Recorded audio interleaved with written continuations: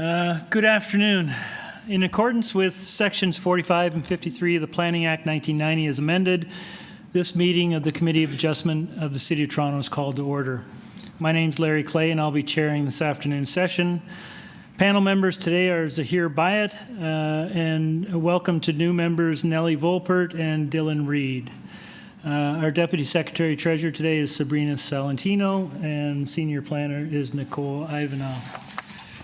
The Committee of Adjustment considers applications for variances from the provision of the zoning that applies to property, permission to extend and alter lawful non-conforming uses, and consent to sever property to create new lots. We acknowledge the land we are meeting on is a traditional territory of many nations, including the Mississaugas of the Credit, Anishinaabe, the Chippewa, the Haudenosaunee, and the Wendat peoples, and is now home to many diverse First Nations, Inuit, and Métis people. We acknowledge that Toronto is covered by Treaty 13 with the Mississaugas of the Credit. Committee of Adjustment public hearings are now conducted in hybrid, in-person, and virtual format. Some applications and participants will make their submissions in person, and others will participate virtually by electronic means through WebEx, an online digital platform. The meetings are also streamed on the City of Toronto's the Toronto City Planning YouTube channel, and anyone wishing to view the hearing may watch on YouTube. Those who want to participate virtually and have registered in advance will be connected with their computer, tablet, smartphone, or telephone and have the option of participating via video or audio only. All virtual participants will automatically be muted on entry. When your item is called, you will be unmuted by the moderator, one person at a time. We ask that you also mute your devices until you are called on to speak. Those participating by video appearance will be temporarily upgraded to panelists when your item is being held. During this time, your camera will be enabled. You will only be visible during your 5-minute allotted speaking time. At all other times, your video will be disabled and you will be reinstated as an attendee. For both in-person and virtual participants, Committee of Adjustment staff will share presentations submitted in accordance with the written submission deadline. Those participating through WebEx are not allowed to use share screen or any other panelist controls during a video appearance. The host will remove you from the panelist role if you fail to respect this instruction. People attending in person today who want to receive a copy of the decision of the committee on an application must fill out a decision request card, and those participating virtually need to submit a written request for a decision by email. Please ensure that you include your name, address, and email address because the Committee of Adjustment and Toronto Local Appeal Body will be sending notifications and appeal updates by email. If you do not agree with the decision of the committee, you may be able to appeal the decision to Toronto Local Appeal Body or, in some limited circumstances, the Ontario Land Tribunal. However, the provincial government amended the Planning Act and generally removed rights of third parties to appeal Committee of Adjustment decisions. Only the applicant, the Minister of Municipal Affairs and Housing, specified persons, and public bodies as defined by the Planning Act are permitted to appeal decisions of the Committee of Adjustment. Appeal instructions are set out in the bottom of the decision of the committee. Today, I will call each item in the order listed on the agenda. Where an application is uncontested, the agent or applicant may proceed with their presentation if desired. When the committee does not require a presentation, applicants are to advise the chair should they wish to speak to the committee. The committee may ask questions and/or take the matter into committee for a decision. Each speaker, including the applicant agent, will be given a maximum of 5 minutes to address the committee. I'll comment when you're getting close to that 5 minutes. Any presentation or other materials you wish to submit to the committee must have been emailed in advance of the hearing. Staff and committee members cannot accept materials at the hearing. When addressing the committee, please clearly state your name and address. Please remember to confine your remarks to the matters outlined in the application. The applicant or agent will proceed first and will make a presentation to the committee on the application. Please note that the committee may not entertain revisions to proposals at the hearing today. The committee may decide to defer an application if substantially revised to ensure the revised application is accurate and that all those entitled to notice of the application are informed of the changes. Then individuals either in support or oppose the application will be invited to speak. Generally, we call on speakers who are in the hearing room and then those participating through WebEx. Committee members may ask questions of each speaker after they have finished their presentation. When all speakers are finished, the applicant has an opportunity to rebut only those issues that were raised by the speakers. This will mark the end of the discussion. The application will then be taken into committee for a decision. Madam Secretary, Deputy Secretary Treasurer, are there any declarations of interest? We're all good? Madam Secretary, Deputy Secretary Treasurer, any deferral requests for the afternoon session? Good afternoon, Mr. Chair and panel members. Yes, we do have 2 deferral requests. Item number 22, file number A0803/23TEY. Municipal address is 32 ALBEMARLE Avenue. And then item number 39, file number A0664/23TEY. And the municipal address is 297 Delaware Avenue. Great, Before we get to the deferrals, I do have a file that can be closed today, this afternoon. We just got notified this morning. It's a previous deferral application. The landowners no longer want to pursue the proposal. The municipal address is 23 Glen Cedar Road. File number is A0562/22TEY. And if we could get a motion to have that withdrawn and closed. Well, could I have someone make a motion to that effect? Mr. Byatt, seconder. Ms. Volpert, all in favor? That's passed, approved. Sorry, and then through you, Mr. Chair, I also have a set of minutes that can be adopted this afternoon as well. We got confirmation this morning, and it's for the October 25th, 2023 minutes hearing. Thank you. Again, can I have a motion to approve that? Mr. Byatt, seconded by Mr. Reid. All in favor? Approved. Thank you. I think we'll just do them in order this afternoon, if that makes sense. Okay, our first item is number 21, 68 Foxley Street. The application before us is to construct a 2-story ancillary building containing 2 2-story laneway suites at the rear of the property abutting the laneway. The existing garage will be demolished. The committee has before it a copy of plan of survey, site plan, floor plans, and elevations, covering letter from Mr. Sean Galbraith, the agent.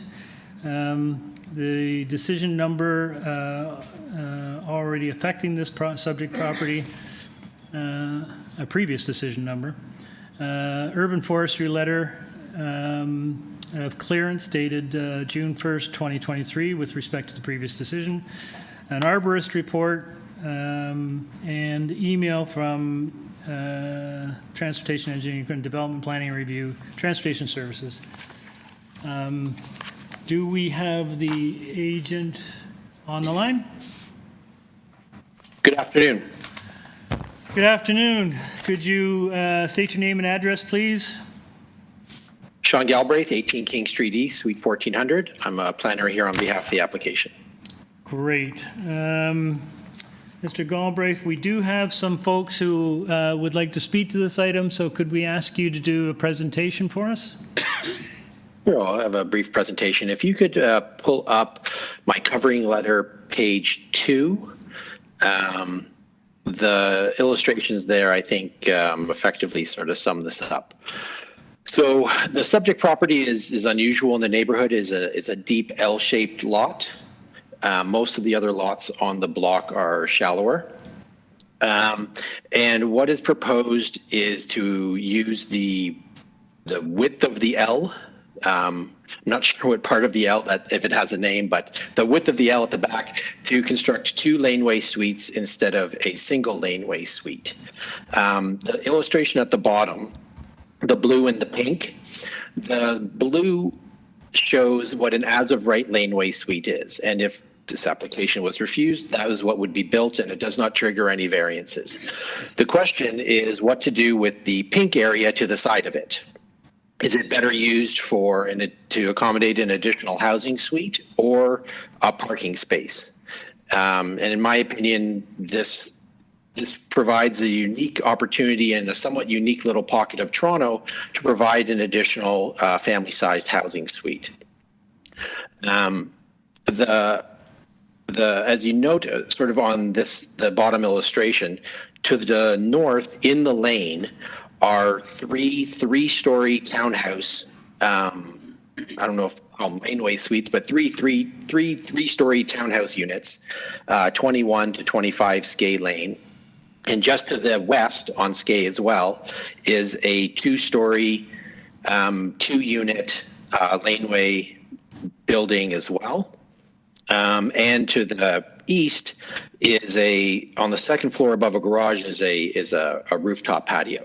So this little pocket is already unusually developed. And I think the proposed second laneway suite fits in well and is in keeping with other previous decisions for unique lots that the Committee of Adjustment has done, including a property on Leslie, 389 Leslie, which I was peripherally involved with, where it also spanned the back of, I think it was 4 residential properties, and a multiple unit laneway suite was approved there.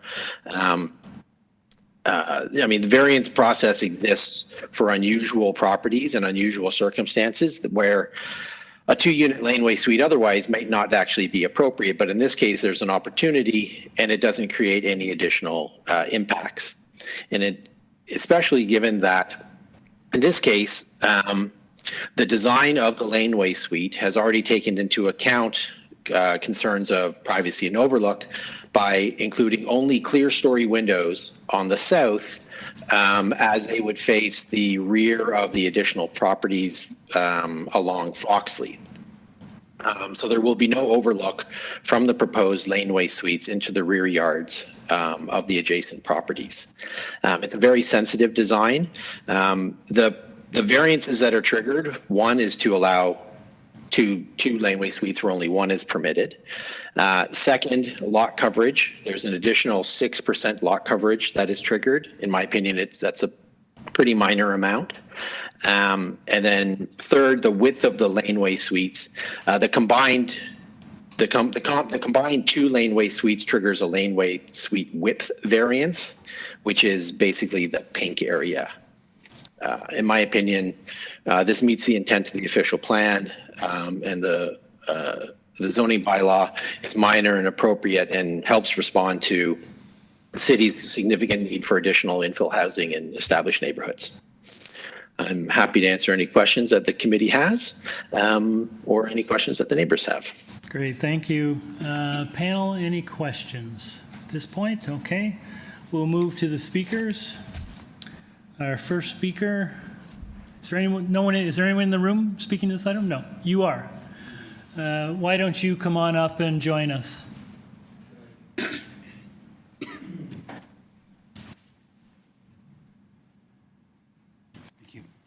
Hi. Hi, my name is Eldon Garnett. I'm the resident of 16 Skay Lane. I'm directly west of this new development. It's funny to hear the presentation before that he says that it would make no impact.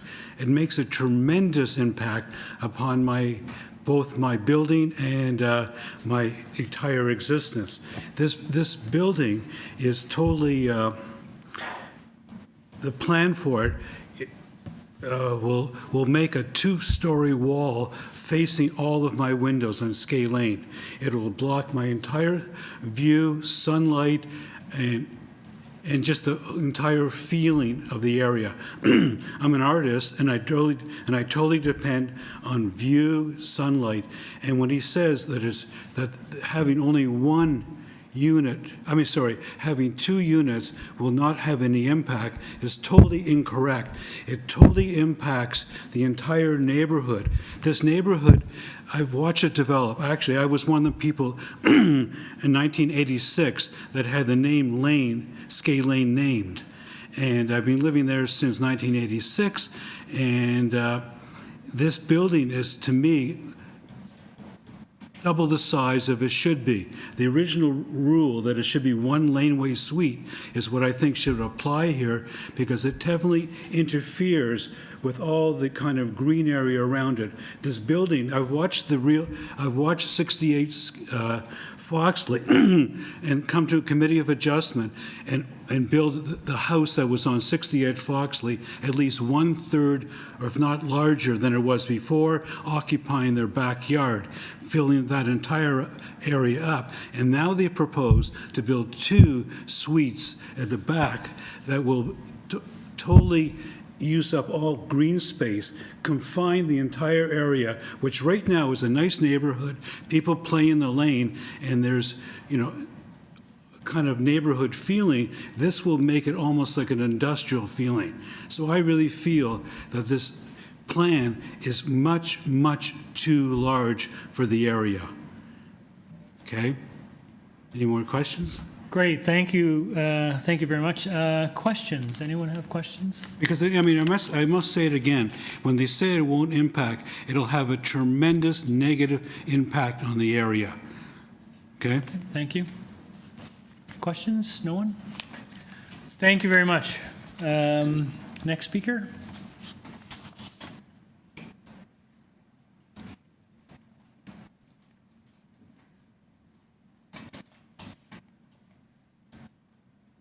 Hello, Brad. Hello? Hi. Hello, yes, this is Brad Irvin. Sorry, say again? I'm at Brad Irvin is my name. Thank you. Can you hear me? Yep, your address? 21 Skay Lane. So I'm the property immediately north of the subject property. Okay. So my house is perpendicular to the subject proposal. I'd just like to note first that the first minor variance notice on May 10th with 6 variances showed no laneway suites. And it was stated that there was no intention to build laneway suites. That plan maintained much of the existing soft landscaping, which is why we did not oppose that original plan. Now we are presented with a second minor variance application for the property that includes 2 laneway suites, which seems a little calculated and possibly deceptive.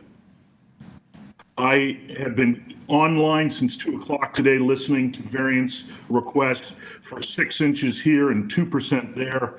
In this case, variance 1 is a request to allow double the capacity of an ancillary dwelling where only 1 is currently allowed by law, so that is a 100% increase in capacity allowed. I do not consider that to be minor. Variance 2 is a request to allow an ancillary building width of 12.74 meters, which is 42 feet, where only 8 meters, which is 26 feet, is currently allowed by law. That is a 16-foot increase, which is 60% increase. I do not consider that to be minor. Laneways are referred to in very generic terms, but from somebody who lives in a house that borders on 2 different laneways, all laneways are not created equal. For example, Skay Lane is about 20 feet wide. The laneway in question is barely 9 feet wide, which is closer to a sidewalk than a street.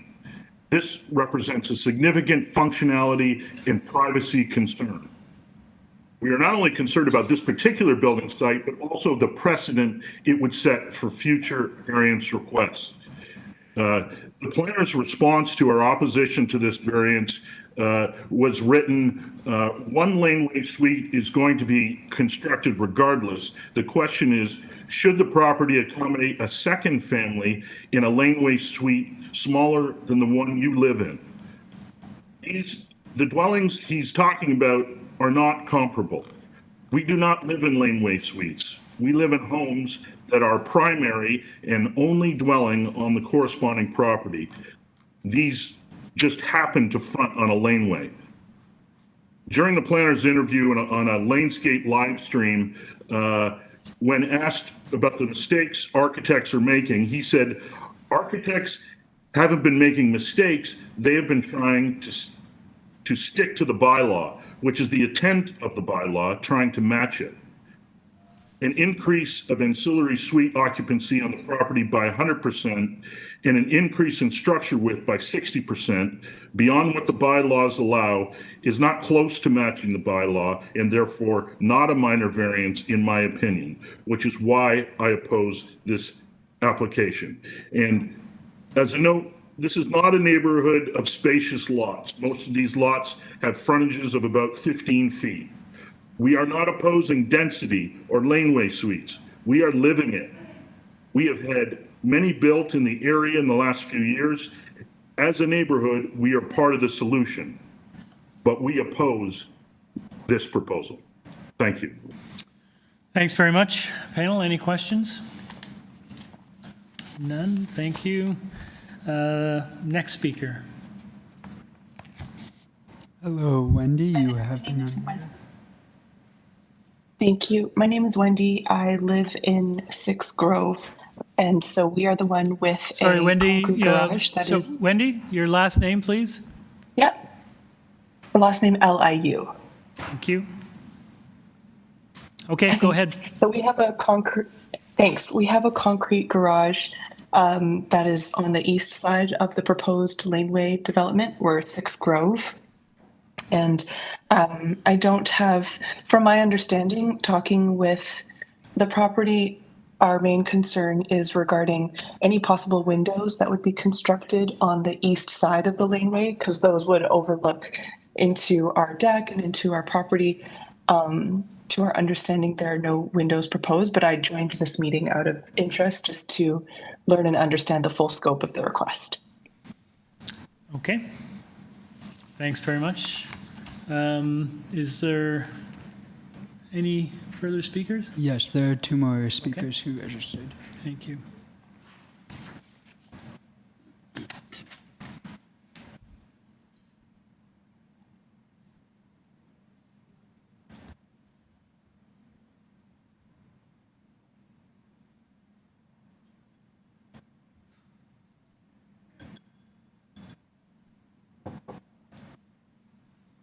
Hello, Sarah. You've been unmuted. Yes, I'm on the line, and my husband, also owner of our house at 64 FOXLEY, he's summarized our joint feedback and concerns. So I'll hand it over to Nick Highbine. We're at 64 FOXLEY Street. Okay. All right, Nick. Great. Good afternoon, Mr. Chair and members of the committee. I want to thank you, first of all, for your time today. As Sarah mentioned, my name is Nick Highbine. She is Sarah Clare, and we live at 64 FOXLEY Street and have for the last 12 years. Our property abuts the part of 68 FOXLEY at the rear of our backyard, in that L shape that Sean was talking about. My wife and I have talked to our neighbors and talked to a registered professional planner while reviewing this application for 68 FOXLEY. We respectfully submit that the second laneway suite is in fact too much intensification of this property, and it will result in unacceptable impacts to the neighborhood, as mentioned by a few of my neighbors. We appreciate that there is for sure one laneway suite being constructed at this site, and we are in support of intensification of the neighborhood, given there's a housing crisis currently happening in the city of Toronto. We're concerned with the intensity and of really three ancillary households, from what I understand, to the primary residence at 68 FOXLEY, although this application is currently for 2 laneway homes.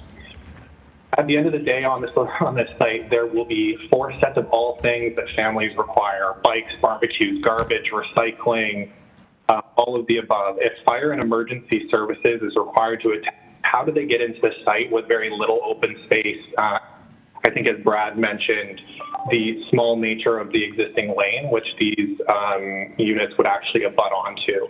There's really just too much living activity that would happen associated with 4 sites, and this is too many units. So respectfully requesting that the committee members conclude that these variances are indeed not minor, and this application should be rejected, and that the applicant should come back with a revised application for 1 additional dwelling. Okay. Thanks very much. Any questions? No? Thank you. The last speaker? Hi, Paul, you have been unmuted. Yeah, yeah, hello. Yeah, my name's Paul Wright, and I live at 66 Foxley, which is the property directly next to 68.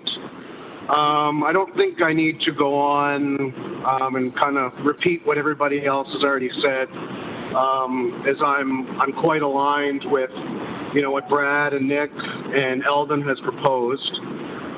You know, at first when I was presented to the, you know, the renovation of the house, it was on the same kind of footprint directly next door, which is great. But, you know, understanding that, you know, there will be, you know, the renovations going on directly beside me. There was no conversations, you know, communicated to me that there would be some laneway suites that really is going to be directly looking into my backyard, and that I'm not happy with. So as I said, I oppose what the current proposed plan is, as I'm aligned with the rest of the comments that have already been displayed during this hearing. Thank you. Great, thank you very much. Mr. Galbraith, Hello. if you want to take some time to respond to the comments you just heard. I didn't really hear a lot of specific comments other than sort of a general opposition to there being 2 laneway suites on the project or on the property. We did reach out to all of the neighbors. The owners reached out to Brad at 66, and he didn't want to discuss the project, is my understanding. But we did try to reach out, and several neighbors did contact me personally or the owners to express if they had any concerns. With regards to, I think there was a comment from one of the resident of the 3-story laneway house about concerns of privacy or overlook. Again, the 2nd story has only clear story windows. There will not be overlook into adjacent yards. There was a concern about fire access. Well, there are already laneway houses in this lane. The question is not, can they be appropriately serviced? They already are appropriately serviced, and transportation services have weighed in, and they do not have any concerns about the proposal. Really, this is a question of, given the unique nature of the lot, is it better suited to have an additional unit of housing or a single parking space? No soft landscaping variance is triggered. No yard variances are triggered. No height variance. In my opinion, it's actually quite a respectful design. And I'm glad to hear from the residents at 16 Skay Lane that this is a great place to live, and I'm glad that they enjoy and have enjoyed living there since the 80s. And I hope that the committee sees fit to allow another family to also live in this lane. And again, it's not a question of will a laneway suite at all be constructed on the site. One will be constructed on the site in an as-of-right condition. The question is what to do with that little bit of extra lot width. I think it's better suited for housing rather than parking. Okay, thanks very much, panel. Any questions? Mr. Galbraith, so just to confirm, it is a unique lot. There was some concern from Skye Lane about light, blocking light. There is, I think, a lot that is in between your proposed. Yeah, 17 Skay Lane. So, which I think it serves as the parking for 14 or 16 Skay Lane. It's kind of a weird. 17 Skay Lane is an odd parcel. There's no structure on it. It's just a fenced-in lot, and it seems to act as a parking lot for, I think, for 16 or 14. So with that separation, your proposal, which direction is your proposal from Skye Lane? Is it east? East? So this would be the second lot east of Sky Lane, Okay. Skay Lane. Is there shadowing issues with respect to the impact on Sky Lane? Not that I don't think there's any shadow impact at all on Skay Lane. Obviously, there would be some shadow on the lane second north of Foxley, west of Grove, the unnamed one, because it's adjacent to that lane. But shadows are anticipated by the zoning bylaw. Right.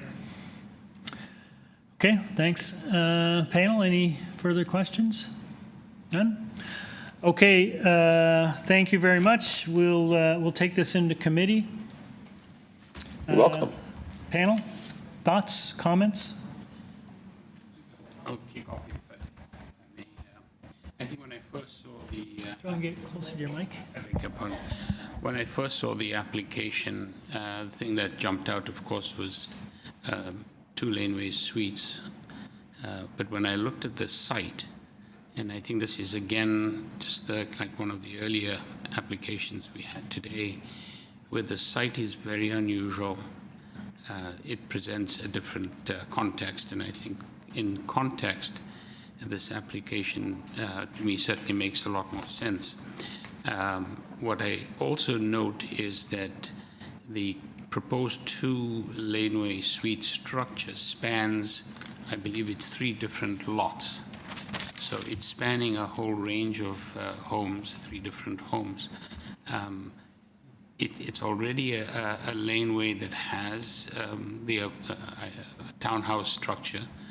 I don't believe it will have an impact, shadowy impact on the gentleman that, the artist who was at 16 Skay Lane. I think this is a creative way of using the space and creating 2 structures that would at least house 2 families. So the width of the proposed width, that's variance number 2, which jumps out at you is 12.74, but really it's less than what 2 laneway suites would occupy. Normally it'd be 16 meters. In this case, we're looking at 12.74. So I think this is a supportable application. Thank you. Dylan? I just want to build on what my colleague has said. It does seem like a really good opportunity to get some additional housing into a space that's unusual. And I think the point is well taken that it's actually 3 lots. So we're actually getting 2 laneway houses on 3 lots instead of 3 laneway houses, which could conceivably be applied for if the lots went all the way back. So I agree this is a supportable application. Okay. And for my part, I agree with both my colleagues. I think this is an unusual lot. It's a creative solution to utilizing this kind of a lot and introducing additional rental accommodation into an inner city neighborhood, I think is a good thing. And the variances before us, quite frankly, are really quite minor. So look for a motion. Mr. Bahir? I'd like to move a motion to, don't worry. I'd like to move a motion to approve. I don't believe there are any conditions attached to this particular application. Okay, motion to, Mr. Byatt moves motion to approve. Do I have a seconder? Mr. Reed, all in favor? Unanimous, your application is approved. Thank you. Okay, number 22 is 32 ALBEMARLE. The application before us is to construct a 2-story ancillary building, a 2-car garage with a laneway suite above in the rear of the property abutting Penny Lane. The existing shed and gazebo will be demolished. The existing 2-story detached main dwelling on the lot will remain unaltered. Panel has before us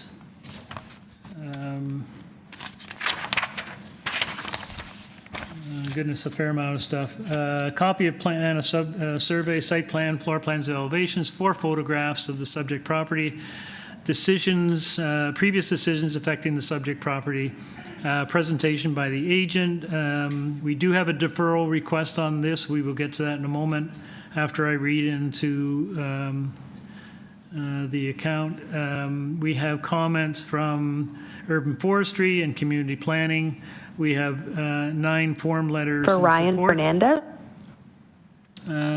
We have correspondence in interest from 28 Albemarle. We have correspondence in opposition from 35 Grandview Avenue, 30 Albemarle, 20, 34 Albemarle, 37 Grandview, 51 Grandview, and 1 with no address provided. 2 with no address provided, and a 42 signature petition in opposition from the residents in Albemarle, Fairview Boulevard, Grandview Avenue, and Logan Avenue. So, is the agent here? To you, Mr. Chair, I cannot get in contact with the agent. I'm going to try giving him a call one more time. Okay.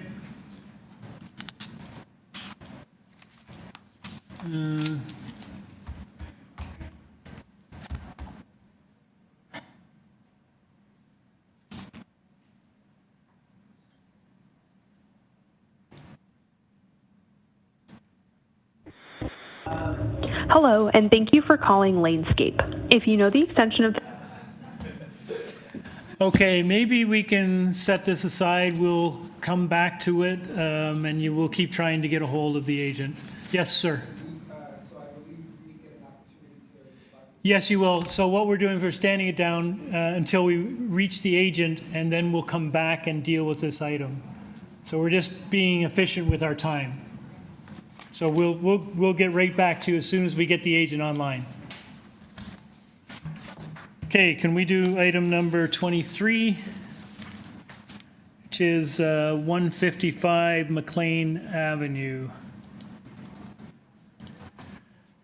We have before us an application to construct a new 1.5-story detached garage in the rear yard. The existing semi-detached garage will be demolished. We have the materials the committee have before us is a copy plan of survey, site plan, floor plans and elevations, revised site plan, 19 photographs of the subject property, and previous decisions affecting the subject property. We have a urban forestry report and correspondence and support from 23 Pine Crescent and 160 MACLEAN Avenue. Do we have the agent here for this item? I'm here, Mr. Chairman. Peter Higgins of Peter Higgins Architect Incorporated, 69 Douglas Drive in Toronto. Thank you, Mr. Higgins. Before we got you, are you changing any of your variances? Yes, I am. Can we just I'm changing the, would you like to go through them? Yes, could we just go through them, please? Certainly. Number 1 is changed from 27% for the soft landscaping is now 32.8%. Okay. And the square meters? No, you mean the square meters of the... Of the 32.8%, what does that translate into in square meters? I beg your pardon, I don't have that information in front of me. Well, we will need, unfortunately, we do need that because we have to amend this variance. We need the complete information. I understand that. So if you would stand me down, I'll be ready as soon as you come back to me. All right. Thank you very much. We will come back to you. Is the agent is now here for Albemarle. So, Mr. Ferguson. Hello, Craig. You have been unmuted. I've for got the this wrong application. person. Hello.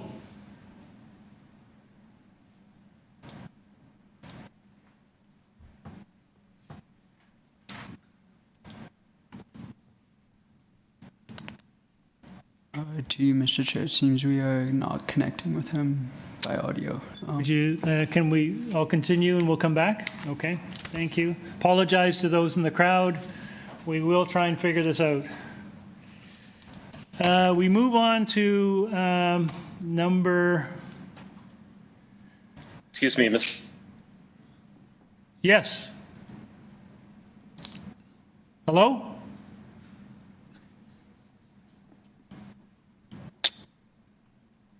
Hello. Hello, Craig. can you hear me? Yes, we can hear you. Hi. Hello, apologies for the confusion, sir. Okay, can you give us your name and address, please? Craig Race, 282 Richmond Street East. I'm the architect speaking on behalf of the application for 32 Albemarle. Okay, you are requesting a deferral? Yes, please, sir. We would like additional time to discuss the project with the immediate neighbor. Okay, thank you very much. We do have some folks here who want to speak to this item. I'd ask you to come up. Given the request for a deferral, all I'm going to do is ask you whether you agree with the deferral or not. My name's Graham Wright, 34 Albemarle, one of the immediate neighbors. I do not agree with the deferral. I've been here for a while, and I'd like to make our presentations now. Okay. Thank you very much. Other speakers? Hi.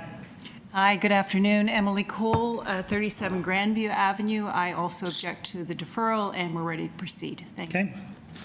Thank you very much. Do we have anyone else here? Hello, Terrence. You have been... Oh, hi. Yep. Hi, this is Terrence Zipp. I am 30 Albemarle. I am the direct immediate neighbor to the applicant. I oppose the deferral as well for the aforementioned reasons, and I'd like to present my reasons why. Thank you. That's it. Okay. Mr. Rice, can you just respond to what you've heard from the residents? Certainly, sir. We're aware of the concerns of the neighbors. We have been in communication with them. And the reason we're seeking additional time to improve the application is to address their concerns and make sure the application is something that is putting the best foot forward for the property. Of course, we hope you'll grant the deferral so we can continue working on this if the committee wishes. Thank you. All right, we're going to go into committee and we will discuss whether this should be deferred or not. I'd open it to comments. Mr. Byatt? Put my 2 cents worth in now. Closer to the mic. If the applicant is actually considering changes to the application itself and not merely having a chit-chat, I think that might be worthwhile. So if there's some changes that we will see in a subsequent application that are meaningful, I suspect the folks that are in opposition may be more amenable to it. So that would be a question to the applicant, but that's my thinking right now. Okay, anyone else? Dylan? Given that the people who the applicant wants to talk to are specifically asking not to defer, it seems to me that there's probably not room for further negotiation at this time. Okay. The applicant wants to talk to them, but they don't want to discuss further. So I think maybe we should just go ahead. Nellie? I think I'm echoing Mr. Bayat's suggestion that if this application is going to have some significant changes or some meaningful changes, maybe it's wise to give it a try. Thank you. I too. I mean, I appreciate folks coming in. I appreciate your concern. I'm sorry you don't really get an opportunity to speak at this time. I apologize. If there is an opportunity for a resolution of outstanding issues, I think that should be given an opportunity. And we will, I would be in support of a deferral.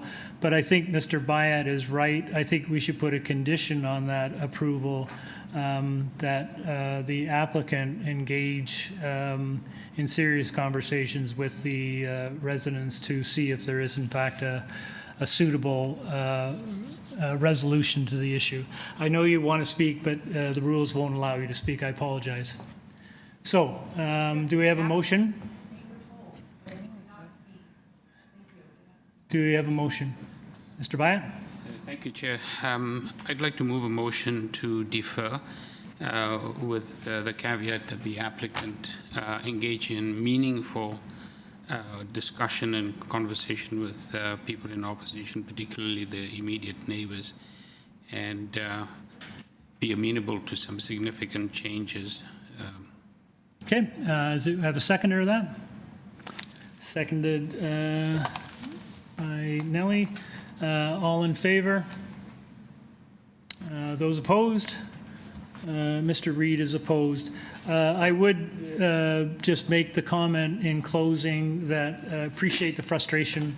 You guys have waited for a long time, and I know you're concerned and you're frustrated with this process.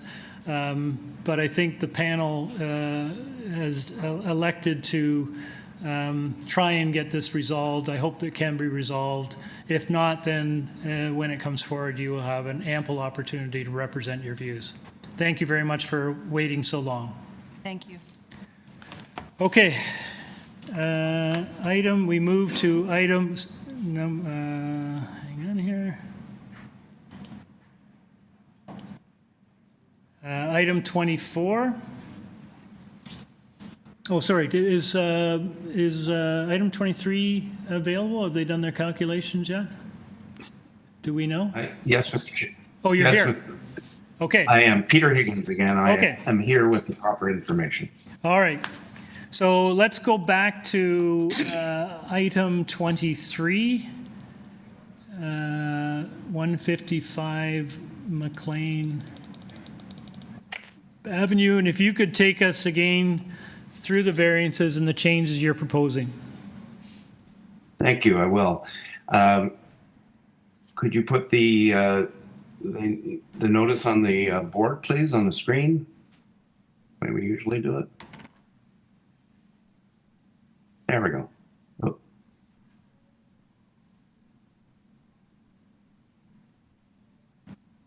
Thank you very much.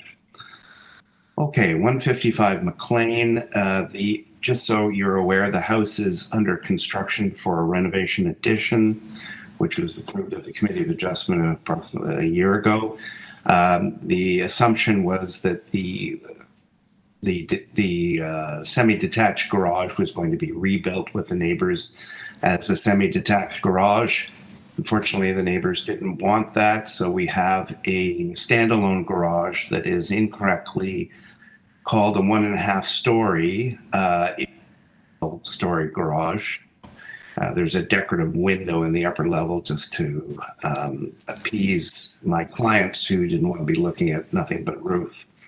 And as a result of having to have a standalone garage, we have less soft landscaping than we would prefer. So in the case of the revision here, number 1 is increased from 27% to 32.8% for an area of 41.15 square meters.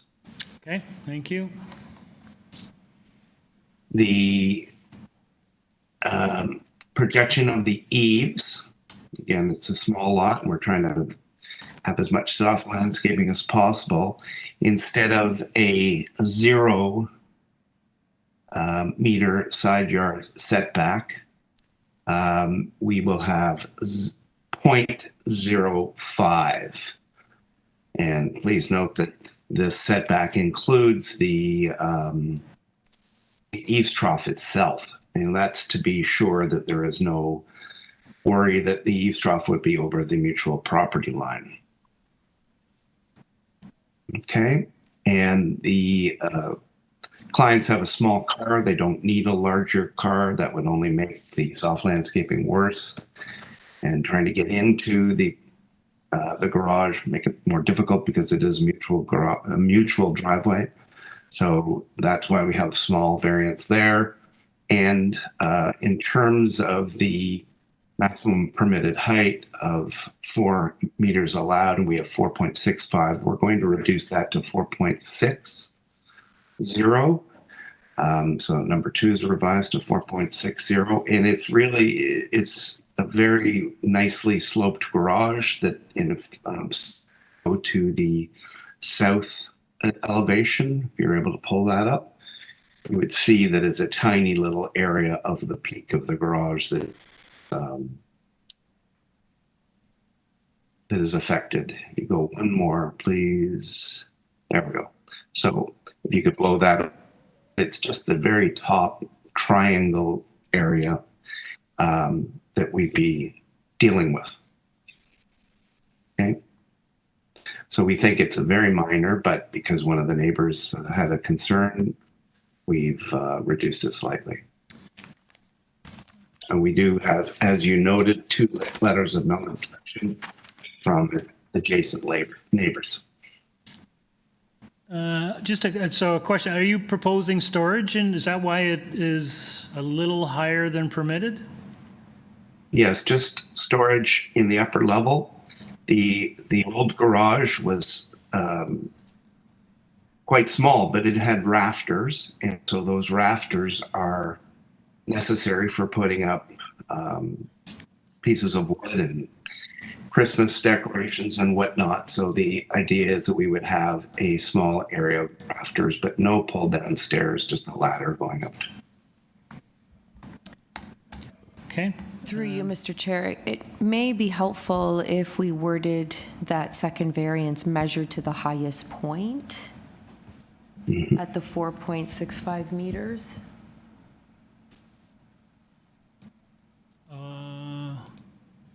It's just an option. As opposed to the impression that it's a flat roof or something? Yes. Yes. Okay.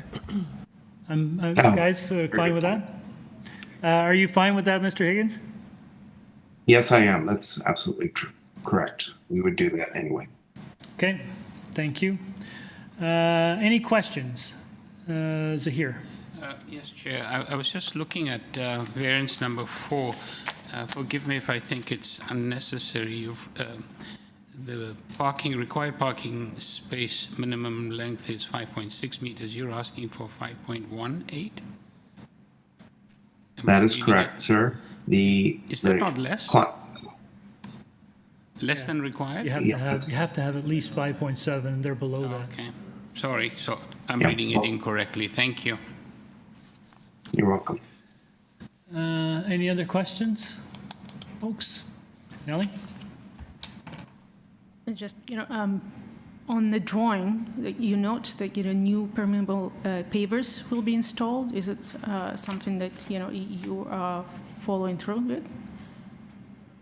Yes, that's the intention, and we'll certainly do it, and our clients will do it on their side of the right-of-way. They hope that the new owners to the north, who are also renovating, will catch on and do the same thing, so that the whole drive aisle is with permeable pavers. You are a little bit fairly light on your rear yard landscaping, and you are proposing, even though it's permeable, you are proposing for hard surfaces for a significant portion of your rear yard. Part of it's covered by a deck. I get that. Just wondering if your client is willing or open to removing some of those pavers and putting in soft landscaping, and that would jack your numbers up a little bit. Mr. Chairman, we're actually looking at superseded site plan. This shows the larger patio area. So if we go to the revised site plan, you will see that instead of a large area, it's really minimally allowing someone to go in and out of the garage with a little pathway. You know what? I apologize. You're absolutely right. I was looking at the original site plan. My apologies. Okay. The revised site plan does do what I was thinking you might want to do. But that's great. Exactly. Thank you. You're welcome. Thank you. Okay, any further questions? I just wanted to mention one more thing, that if the garage had been built as it was planned as a mutual, instead of having to have setbacks, we would have more soft landscaping. But the neighbors wanted to tear it down and build their own. Okay, thank you. Okay. All right, we'll take it into committee. Any comments? A motion? Yes, Dylan. Just one quick comment and then motion. I just wanted to say that I actually very pleased to see the parking space actually reduced the amount of parking space for a small car. I think that's a good sign. So totally encourage that. And I wanted to make a motion to approve. I don't think there's any conditions. Forestry. This Is there forestry? Oh yeah, it's forestry. Just to be clear, this is the amended application? Yeah, okay, yeah, so approve the amended application with the forestry, which one is it? Number 2. Forestry number 2. Okay, Mr. Reed has moved approval of the amended application with forestry condition number 2. Do I have a seconder? Mr. Byatt. All those in favor? Approved. You have your approval, sir. Okay. We move to number 24. The application before us is to alter the existing 17-story mixed-use building through interior alterations to remove 4 existing parking spaces in the basement and to convert this area into storage lockers. The committee has before us a copy of the plan of survey, site plan, floor plans, and elevations. We have correspondence from TRCA and Transportation Services and Urban Forestry. Do we have the agent on line? Yes, good afternoon, Mr. Chair and members of the committee. My name is Jim Sod with Paradigm Architecture and Design, and I'm representing the owners as agent today. Great, thanks very much. For 360 Bloor Street East. Thanks very much. Hang on a sec. Panel members, would you like a presentation? Mr. Sadwood, I think we're fine without a presentation. We've read all the material.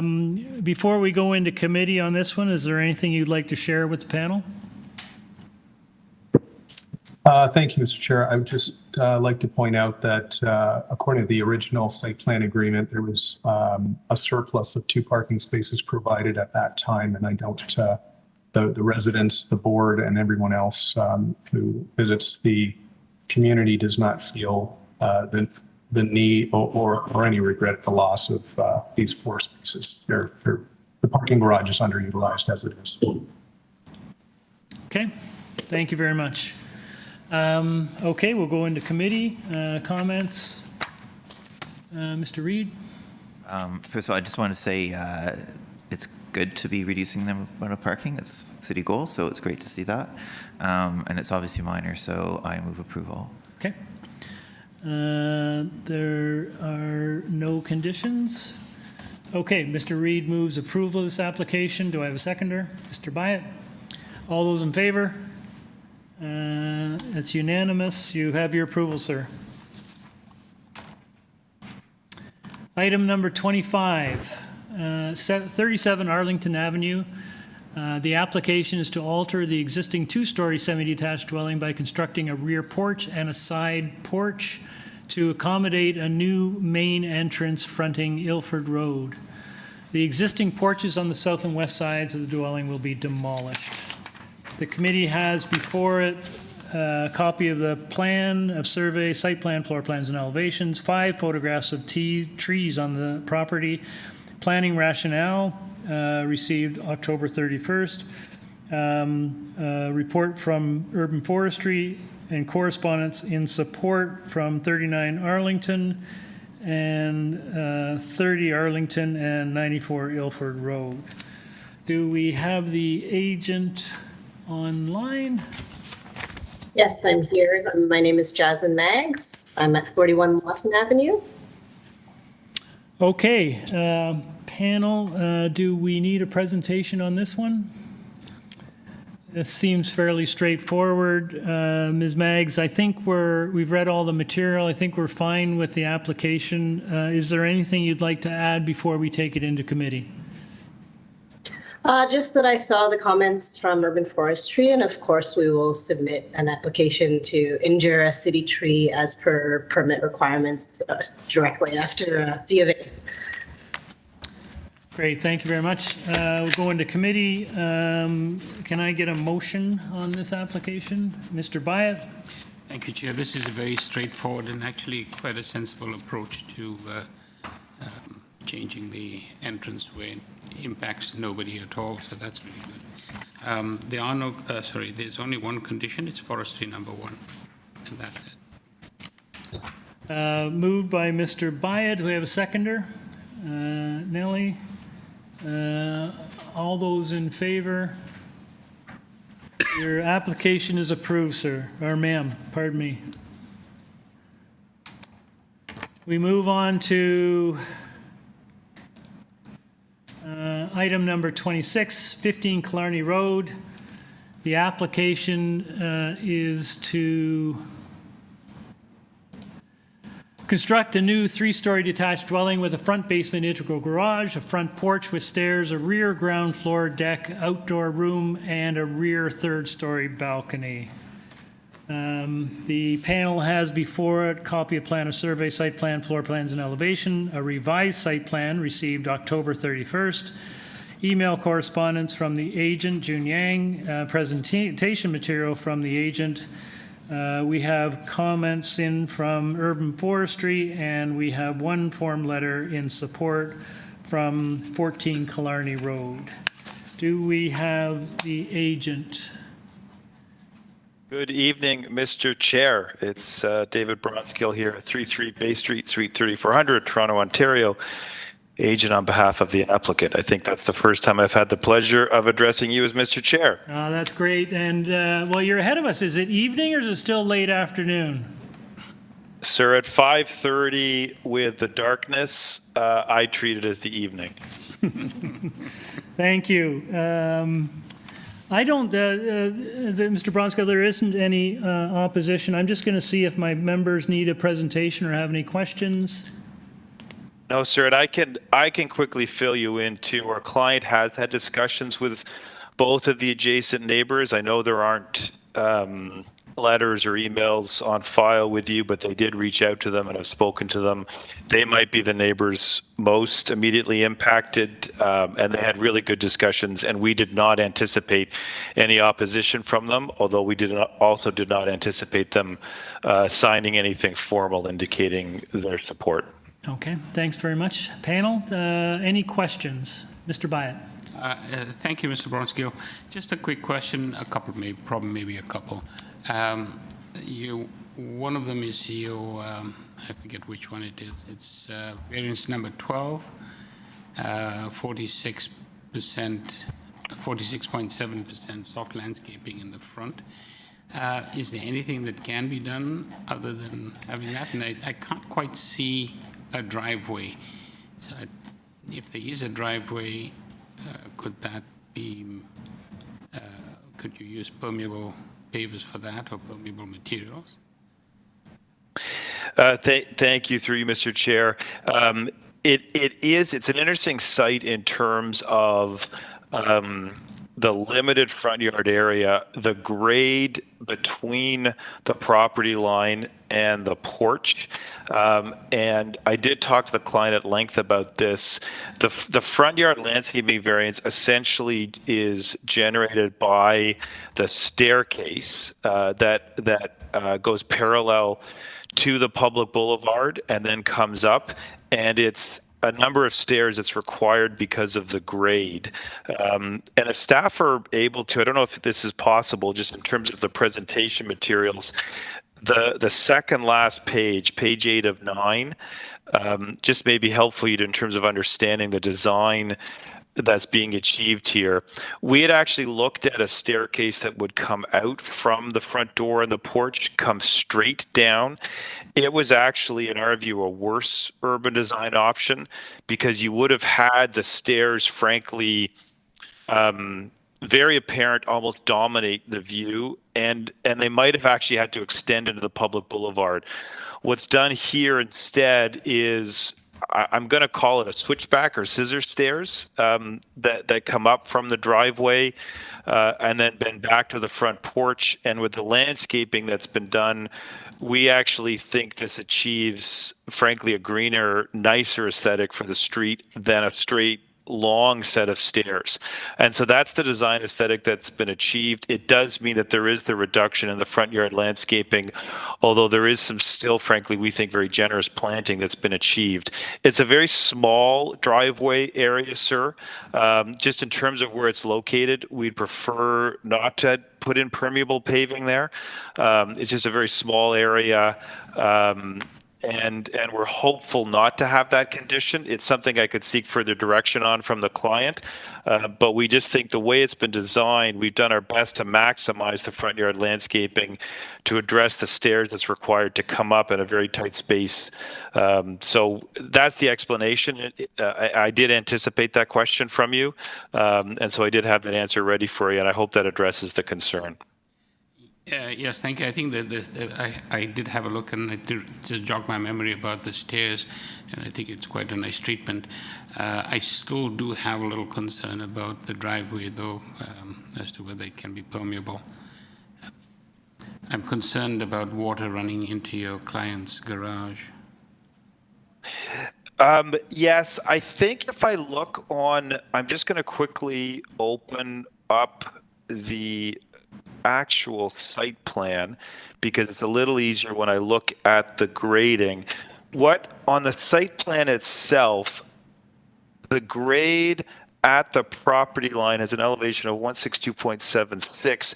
The grade in front of the garage is actually 163.02, and then again 163.14. Water therefore should flow to the street and not to the garage. It's not a reverse slope in terms of the grading. So we shouldn't have water actually coming to the garage. It will actually go to the street. And you can see two more markers there, 162.53 and 162.74. So there is a gentle slope actually out to the street. Okay, thank you. Any other questions? Nellie? I have a question with regards to variances 7, 8, and obviously 9.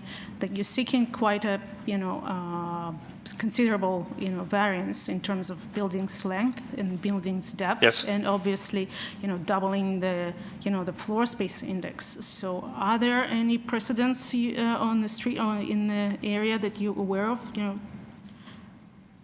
Yes. So again, thank you for the question through you, Mr. Chair. We did anticipate this question. If I could ask staff, just in the presentation materials, I wanted to show two things, well, technically three things to you.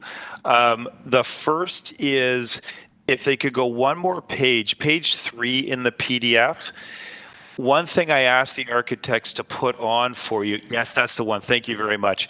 So the length and depth is technically measured all the way to the excavated portion of the basement. What this diagram shows for you, though, is above grade in terms of the house. The ground floor length is actually only 20.87. The second floor length is just under 18 meters, 17.97. And the third floor length is actually 16.5. So the length and depth is actually generated.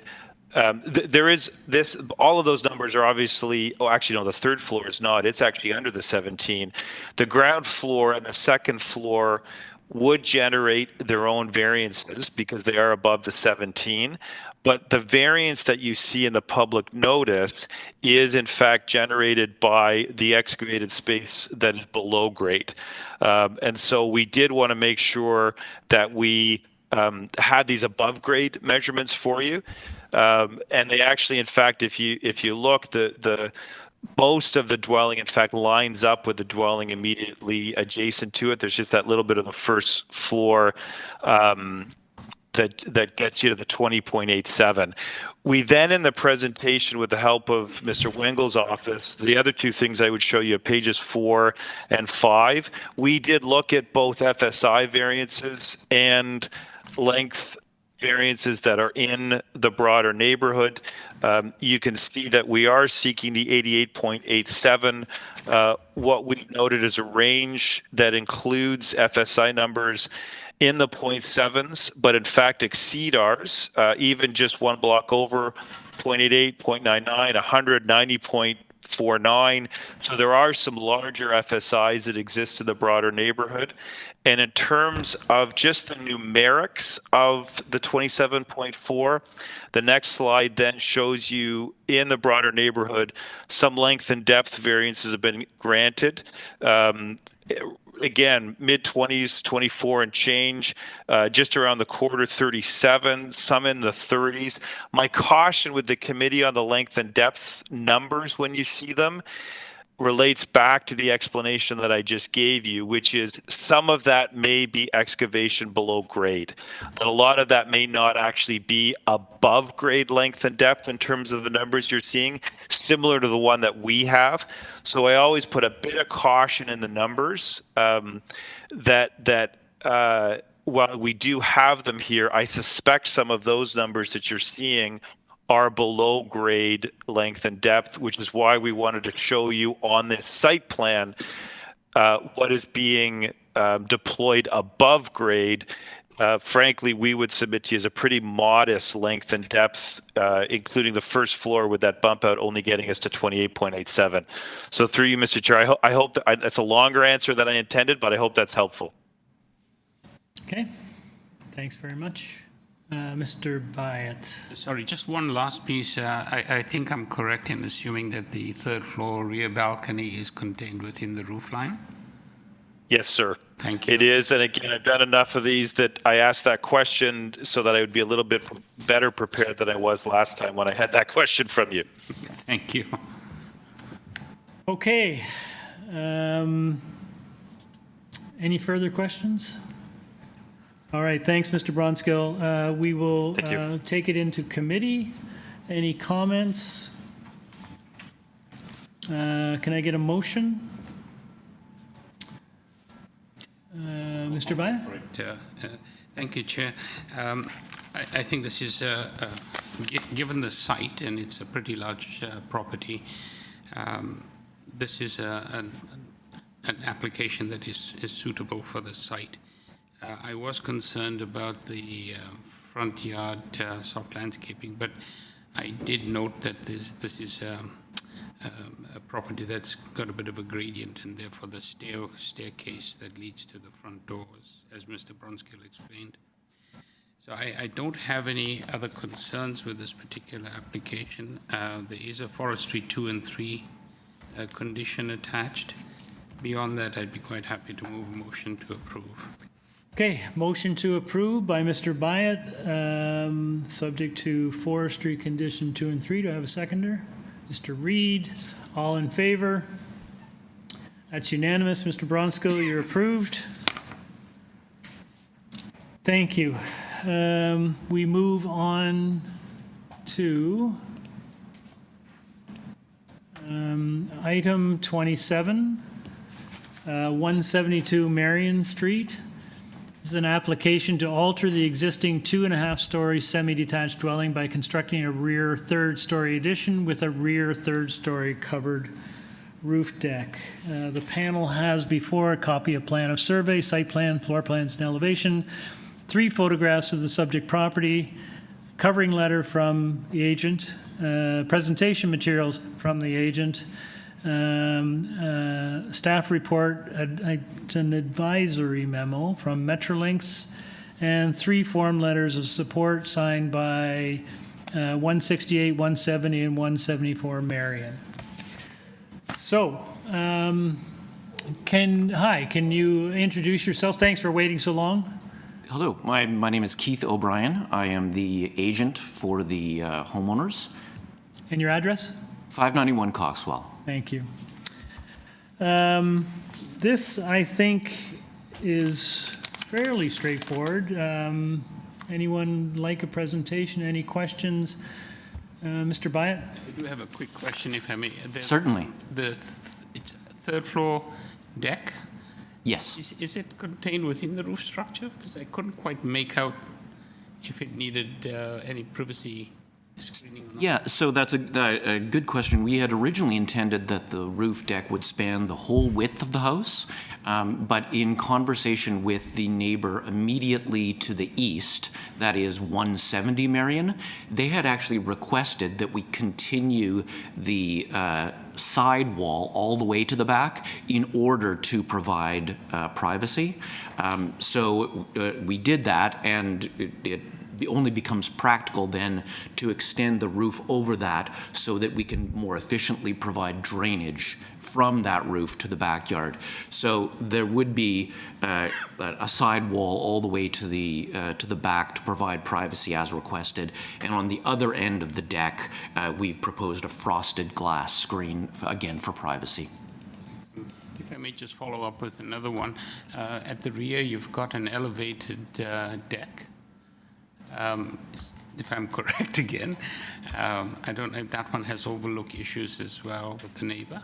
There's an existing deck off of the ground floor. Yes. Okay. And it's not elevated anymore. It's a step down from the ground floor, which is, about 3.5 feet off grade. Thank you.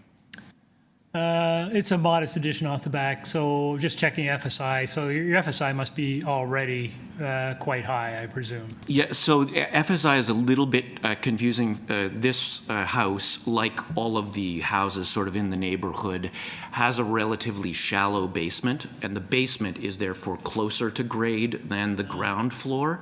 It's not that the ground floor is particularly elevated, it's sort of a normal ground floor height. But because the basement is actually closer to grade, it's considered the ground floor. Therefore, we're forced to add the basement floor area into the FSI calculation. So we're forced to ask for 1.21. But if we were to take the basement out, which is sort of appropriate to understand its massing, we get a figure of 0.9. And the existing, by that same logic, is right now 0.82. So it's only a modest 8% increase. Right, that's what I thought. Thank you. All right, any further questions? Thank you very much. We'll go into committee comments or motion.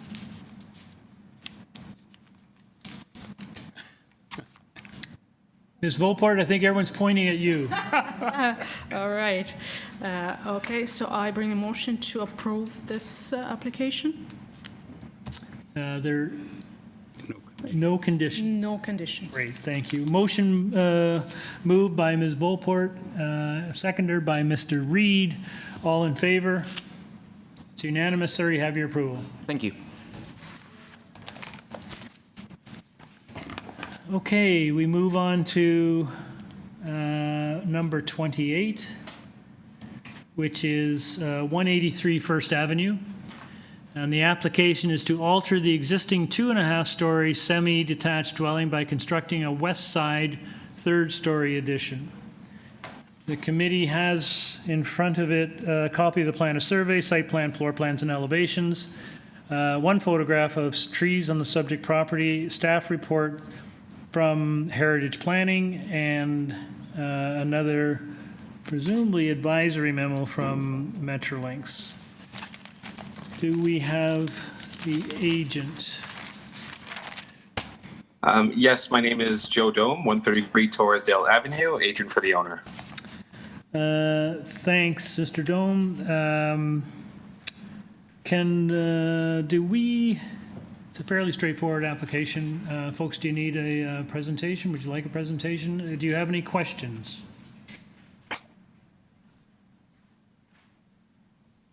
Okay, hearing none. Mr. Dome, we've read all the material. It's a fairly straightforward application. The panel doesn't have any questions. Is there anything you'd like to say to us before we take it into committee? No, overall, we feel the application is quite reasonable and minor in nature. Great, thanks very much. Okay, panel, we're in committee. Comments or motion? Mr. Reid. Yep, there is a heritage condition. So Mr. Reid moves approval. Can I get a seconder? Sorry, just to clarify. Volper, yes? Yeah, the Metrolinx, the issue. Is it a condition or an advisory memo? That's that I'm trying to, finalize. It's advisory. It's advice. Was it in the supplementary? Metrolinx, this one, conditions of approval. So I believe this might be condition rather than I advisory. think it's a condition, from what I was reading.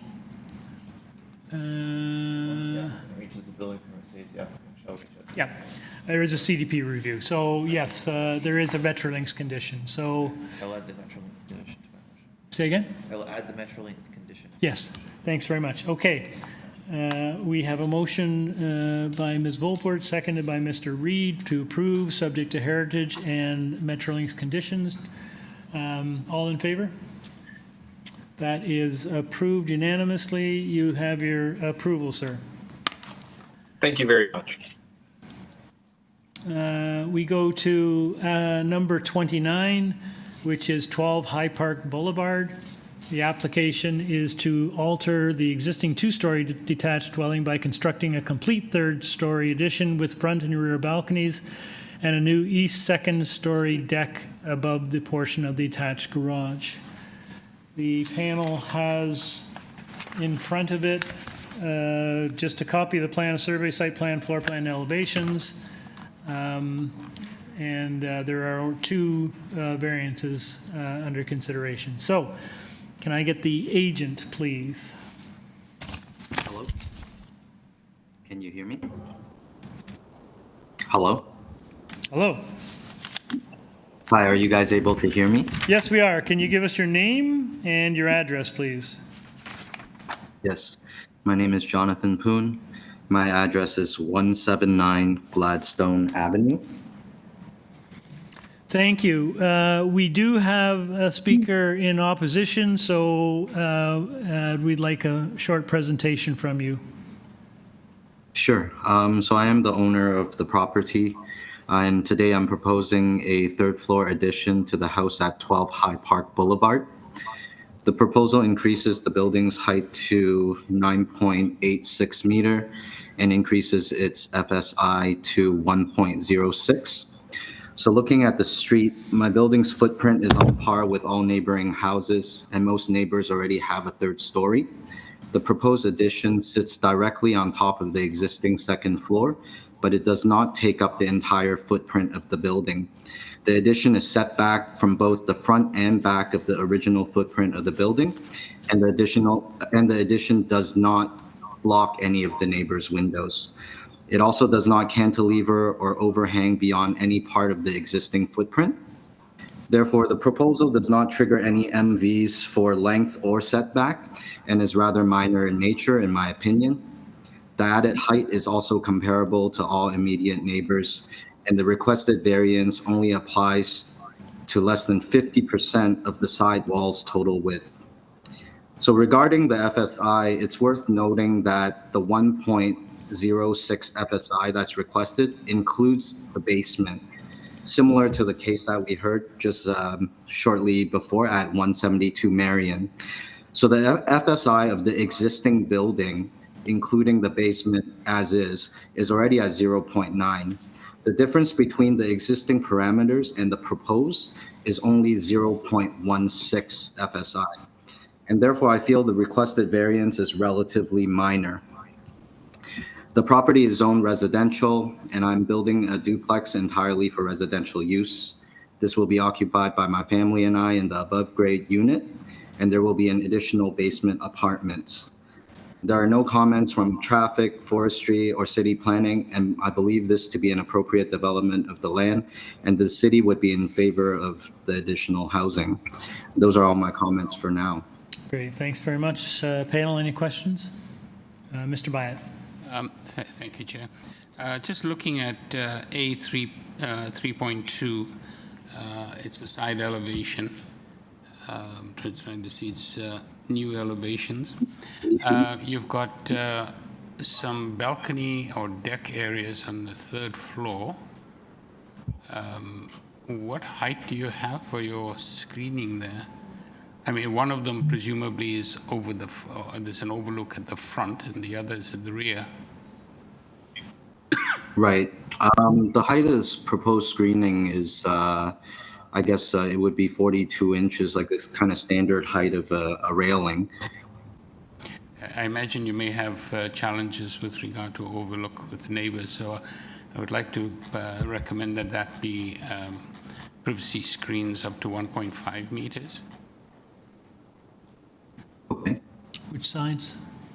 I believe this might be on the north side, if I'm not mistaken. That's the back of the house. Correct. Okay. Yeah, the front is not an issue. I think it's the back. All right, we do have a speaker standing by, and perhaps we can go there now. Yes, hi, my name is Orest Boschko. I'm at 139 Westminster Avenue, directly behind this property. Okay, great, thanks. You have 5 minutes. Okay, so I did want to talk about the increase in square footage to 177% of what's allowable.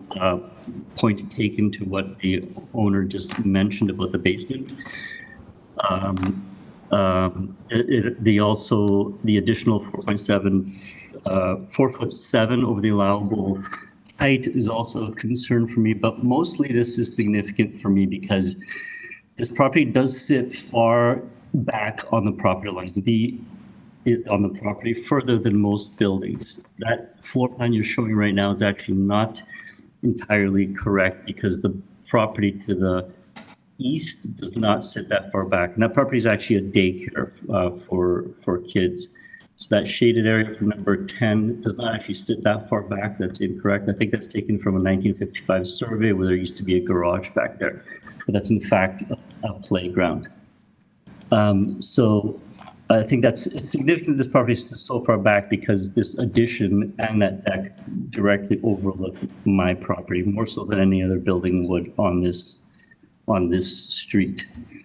I am opposed to the decks that are overlooking our property. I think that was just mentioned by one of the speakers. And also, I mean, I'm sure the daycare would object as well. They're not here, but my kids went to that daycare and it would be a little weird for those decks to overlook the play area that's right next door. So those are mainly my main objectives, is that it's so far back on the property that just creates this tower at the back of the property overlooking mine. So both for privacy and for shade and for sight lines. If anything, it would make more sense to build to the front of the property because that sort of aligns with the rest of the neighborhood and lines of the existing housing. Okay, thanks very much. Panel, any questions? Okay, Mr. Poon, Yes. Can you respond to the concerns raised? Sure. Regarding the, I guess, how far the building itself, the original building, is set back from the road. I'm just taking a look at the Google map right now to see if I can get an idea of where the neighboring property sets back to. It looks fairly close in the sense that the back of the mentioned daycare center is roughly almost aligned with the back of my building. I would also mention that because currently all my immediate neighbors have a third floor. I'm the only building in that block that doesn't have a third floor. So I would argue that others already have quite a view of, the daycare and possibly the neighbors behind them. The daycare itself has a third floor overlooking into my backyard. So I don't see what I'm proposing here is too much difference. from what my neighbors already have. And in fact, 139 Westminster, as I can see from the Google map, also seem to have a third floor as well. And I assume they can look into my backyard. Okay. Thank you. Panel, any questions? Zahir? Sorry to belabor this again, but just looking at your east elevation, the third floor deck, so it'll be the east side and west side that we would like a 1.5 meter privacy screen. And just below that, on the second floor, you also have a deck that overlooks, presumably, I think it's the daycare next door. Can you just indicate what the overlook there would be? And the third piece is that on the, I think it's the rear deck that you've got. What is the height of that screen that you've got there? Are you referring to the rear deck on the third floor addition, or are you referring to the one on the second floor? I think it must be the third one. I'm looking at, let me just see what drawing this is.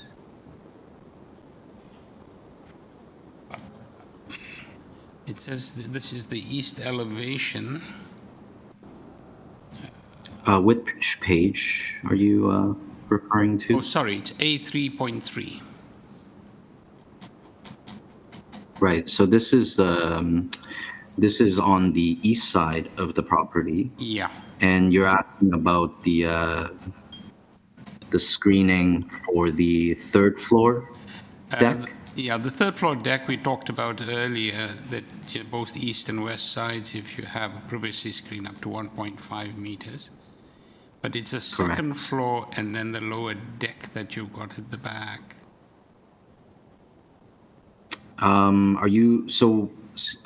you repeat the question, please? So we've established that the third floor deck is going to have privacy screening on the east side, west side, up to 1.5 meters.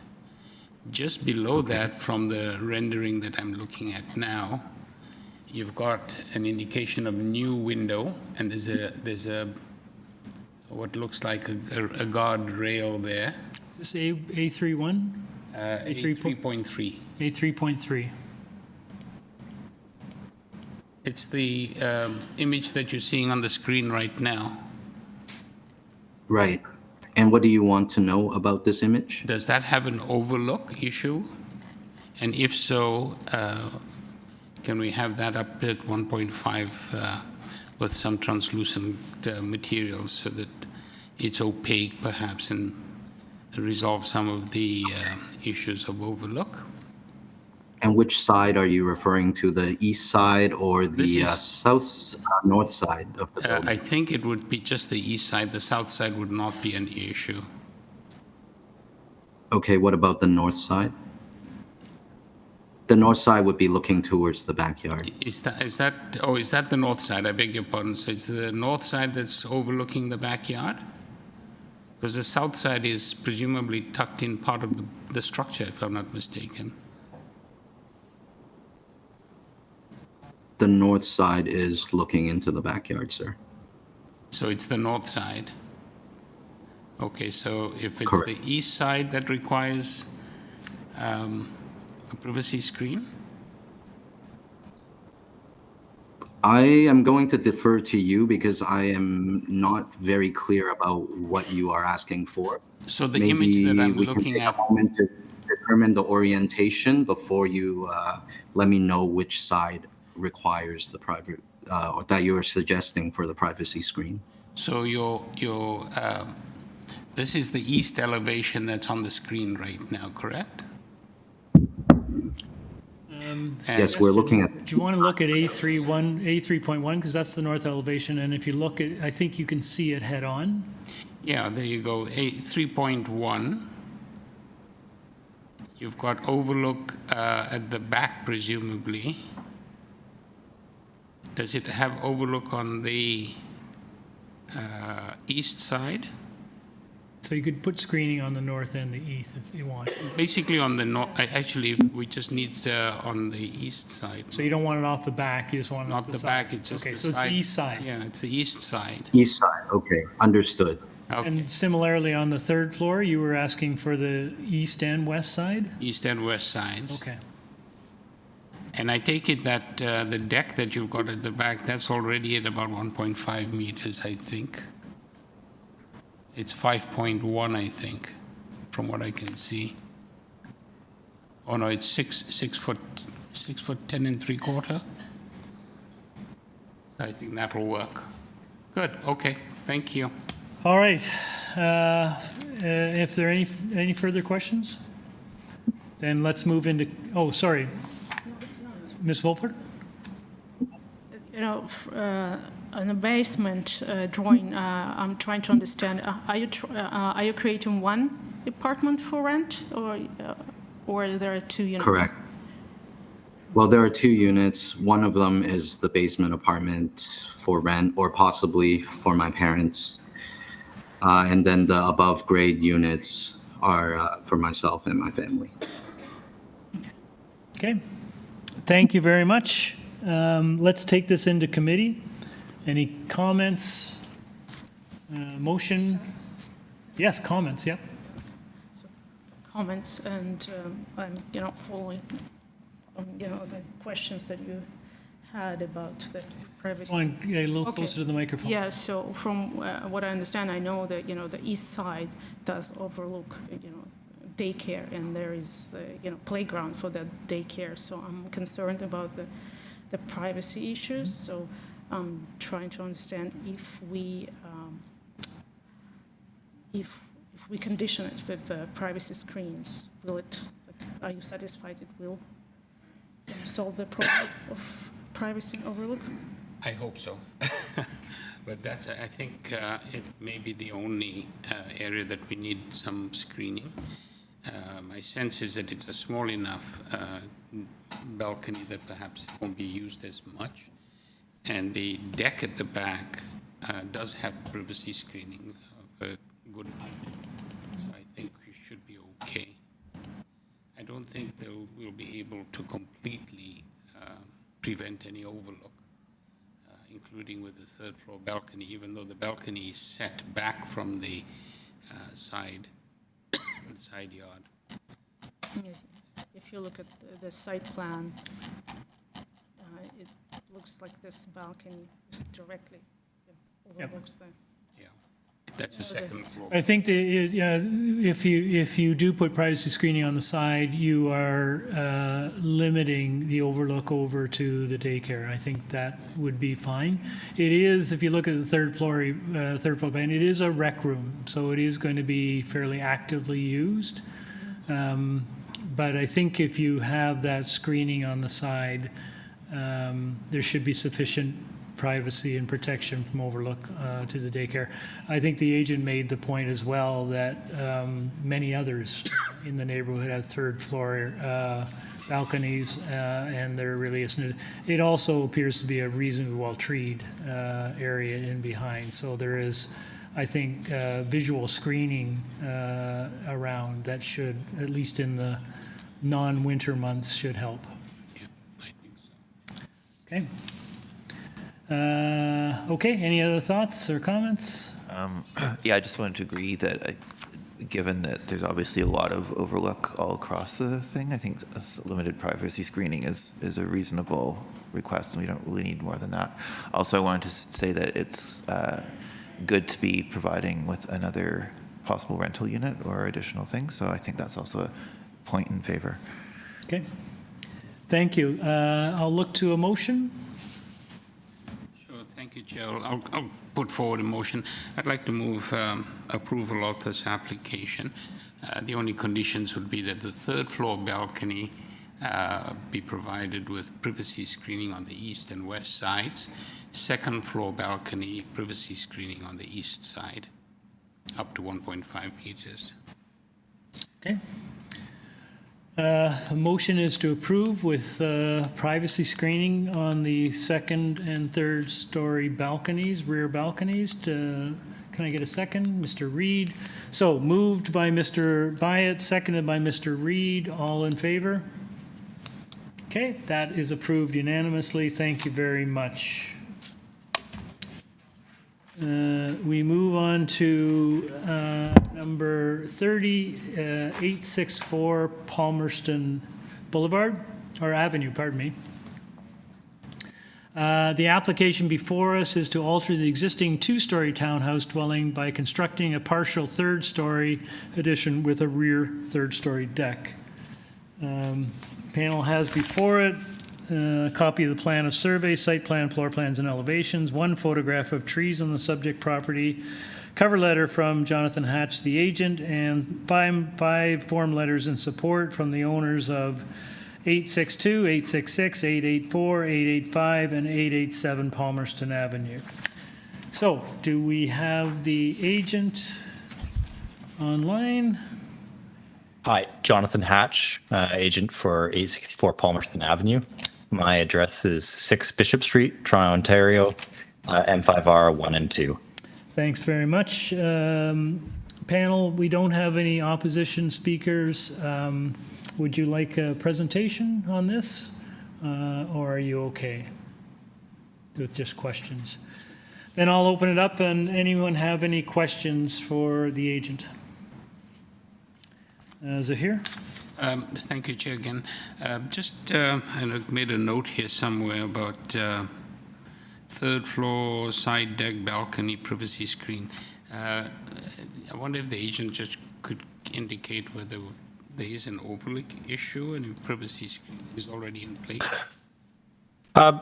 There potentially is. The neighbor that potentially we have overlook issues is in support of the application, but I've already spoken to my client and they would be amenable to adding privacy screening, standard privacy screening conditions. Both sides? I wonder if you could just indicate which side it is. I'm trying to quickly get. It would mostly be to the north side. North side? Yeah. Oh, that's right. It's a north elevation that I was looking at. That's it. Yeah. So that's the only thing I would suggest that we add to this particular application. Okay. All right. Any further questions? Mr. Hatch, we're going to go into committee. Is there anything you'd like to share with us before we do that?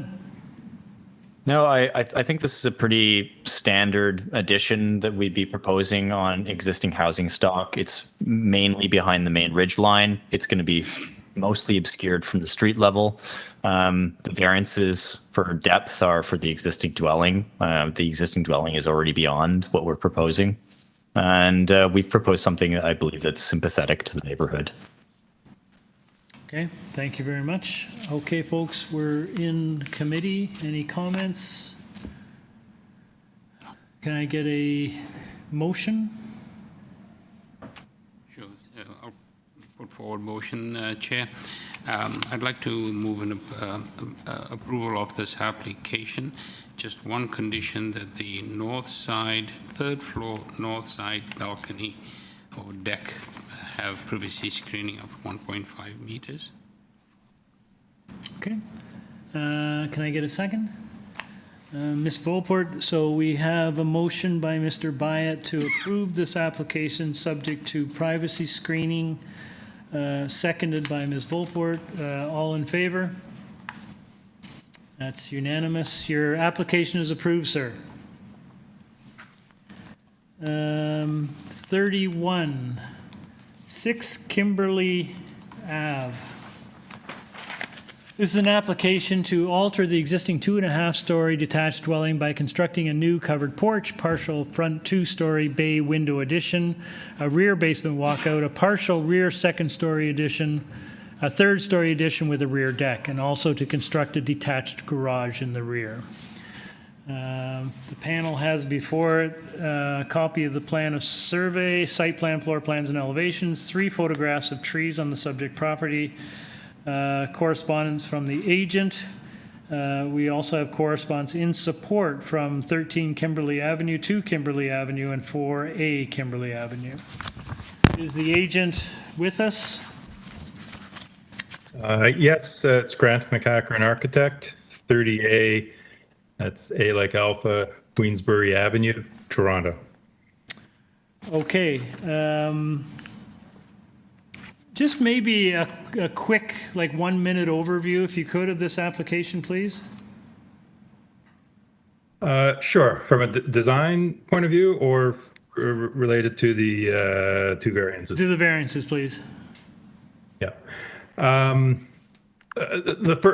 I'll speak to the second variance about this front yard setback. It's an existing condition, existing streetscape. The existing house has a one-story bay window, and for structural, as part of the addition, they're looking to extend that to a second story. And from a structural point of view, that we're looking at just reconstructing what's in place there.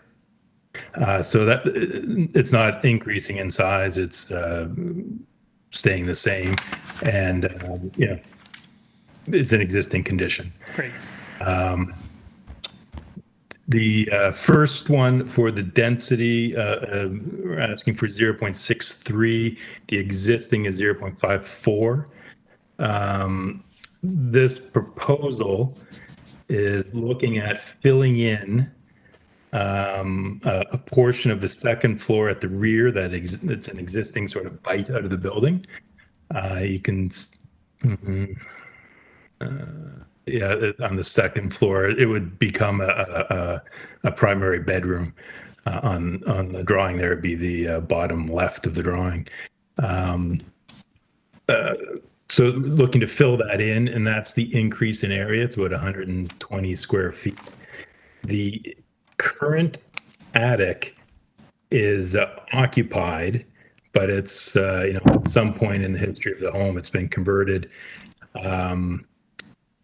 So what they're looking to do is maintain, the family's going like to maintain that space, but have it more livable. They are also concerned about the height and the proportion of the house. We ended up for the attic with 6 foot high side exterior walls, and then a pitched roof. Just trying to balance, instead of 8 foot walls, trying to balance height versus usability. So they sacrifice a little bit on the inside to have an overall height, which is still under the allowable height for the project. So the 0.63 is really just filling in the back, and that equates to 120 square feet, or about 11.2 square meters over allowable. Okay, I think that's fine. Thanks very much. Panel, any questions? Fairly straightforward. Mr. Byatt?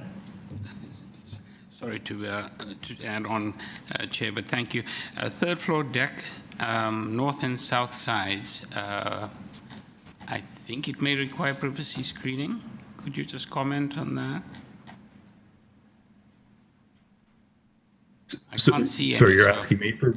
Yes, please. Yeah. Right now, the deck, yes, that'll show it. You squint your eyes, the red is the existing condition. The side parapets are 42 inches high right now for code related. Privacy is a concern. It is a two-way street, and we've talked to the owners about that. So they're thinking that they may include some planting at the roof or something to they don't want to be looked at either. And they don't also want to overlook. So we're thinking that the parapet height would allow for that to keep people back. Sorry, did you say this was an existing condition, the deck? Sorry, in the image on the screen that I see, you can see the red. The red is illustrating the existing roof line, and the color, I guess the white, is the proposed. So the deck would be new, I imagine, right? Am I correct? The deck would be new. Yeah. Overall massing is similar, and that's what they were trying to do, is not, extend right to the back and end up with a massive house. It's really just lifting up the attic a few feet. Yeah, since it is a new addition to and it's part of the application, I think privacy screening to 1.5 meters might be appropriate. We can look at that. Okay. Any other questions? Okay, thank you. We'll take this into committee. Any comments? Motion? Ms. Bulford? I can bring a motion to approve this application with the condition of installing privacy screens. On the third, third story deck? On the third, deck? third story deck, yes. Sides, south side? North and south. North and south. Okay. Motion to approve this application subject to the condition of putting privacy screening to 1.5 meters on the north and south side of the third story deck. Moved by Ms. Wolfworth, seconded by Mr. Bayat. All those in favor? Unanimous. Your application is approved, sir. The next item is number 32.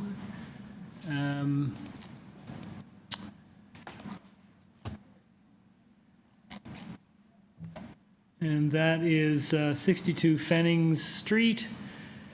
Purpose of the application before us is to construct a new 3-story townhouse dwelling with a front and rear basement walkouts, a front covered porch, rear ground floor deck, and front and rear 3rd-story balconies.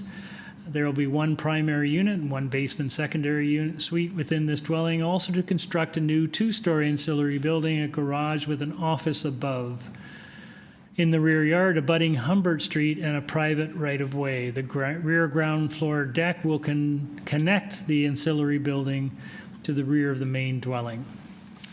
Committee has before it a copy of the plan of survey, site plan, floor plans, and elevations, previous decision affecting the subject property, a map of comparable variance approvals in the area, correspondence from Transportation Services, and a report from Community Planning. There's support from 101, 183 Dovercourt Road, 4 Fenning Street, 8 Humbert Street, 141 Dovercourt Road, and 115 Dovercourt Road. And we have the agent here. Mr. Patterson?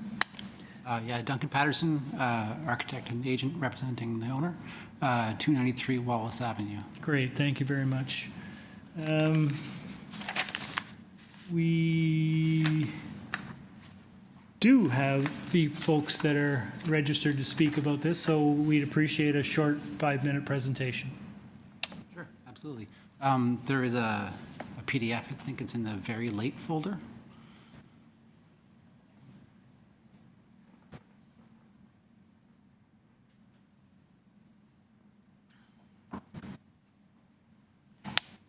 There it is. Okay, so thank you for the opportunity to speak about this project. The existing property is a rather decrepit semi-detached house with a basement suite. The front of the original house originally housed a small storefront that is no longer in use. The storefront projects very close to the front property line, and the existing house actually extends, if you go to the next slide there, actually extends beyond the north property line. You can see. It goes over the property line to the north. The existing garage is directly on the property line to the south and goes over the property line quite considerably to the west and the north. You can see there the existing garage goes over the property line by about 2 feet. If you go to the next slide, as you can see in the context plan there, the site is actually quite small relative to the neighboring properties. 62 Fennings is about 50% the size of 56 Fennings, which you can see just a few doors down. This is no doubt why the existing structures are having such a hard time fitting on the property. Our proposal is to demolish the existing structure and build a brand new beautiful house and garage within the property lines. The new house will replace the unit in the basement, but make vast improvements to it. Given the tight lot, it makes sense to add a third story to the house, which makes it taller than its neighbor to the south, but the same size as many of the neighboring houses, but also have third floors. If you go to the next slide, you'll see there's lots of houses in the neighborhood that have 3 stories, and it's not at all unusual. The variances at play today relate mostly, almost entirely to 2 things: the proximity of the balconies and decks to the property lines, and the issues related to the proposed garage. The owners require a garage for professional reasons, but in order to actually fit a parking spot on this small property, it has to go right up against the property lines. At least the new design is not sticking out over the property lines like the existing garage. Because the home office is above the garage, which helps create a work-life separation for the owner, the garage is also taller than is allowed by the zoning bylaw. And of course, I can see why the bylaw is written as it is. Now, sometimes this would be a legitimate problem, but clearly given this is a corner lot on the south side of the street, I think it is perfectly appropriate. It actually helps build the street wall of the adjacent street, Humbert. If you go to the next slide, you can see, actually look at the elevation of Humbert. The garage is actually part of that street elevation. And the formal delineation also of the public park across the street. And you can see in the top right there, there's the park.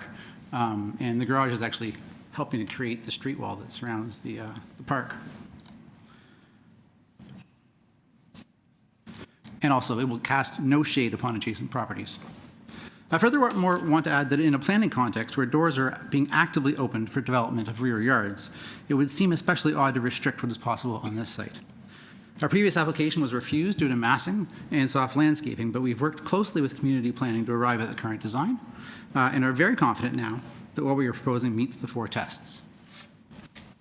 Great, thank you. Can you just take a moment to illustrate the difference that the changes that you've made from your previous refusal? Yeah, absolutely. So we increased the soft landscaping in the backyard. From what to what? Do you recall? I don't have the numbers in front of me, but it was like 10%, and now it's roughly 60% or something like that. I'm not sure exactly. Okay. And we moved the front of the house back, so it's in line with the neighboring houses. We also then, on the 3rd floor, we came back about 1.4 meters, both at the front and the back of the house. Okay, but your overall height is the same as it was before? It is, but it's not a variance. Right. Okay.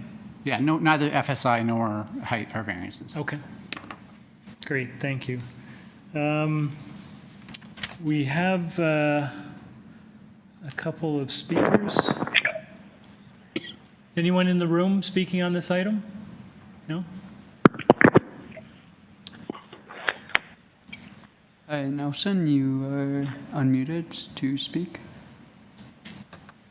Okay. Hi. Hello. Hi, my name's Nelson Pereira.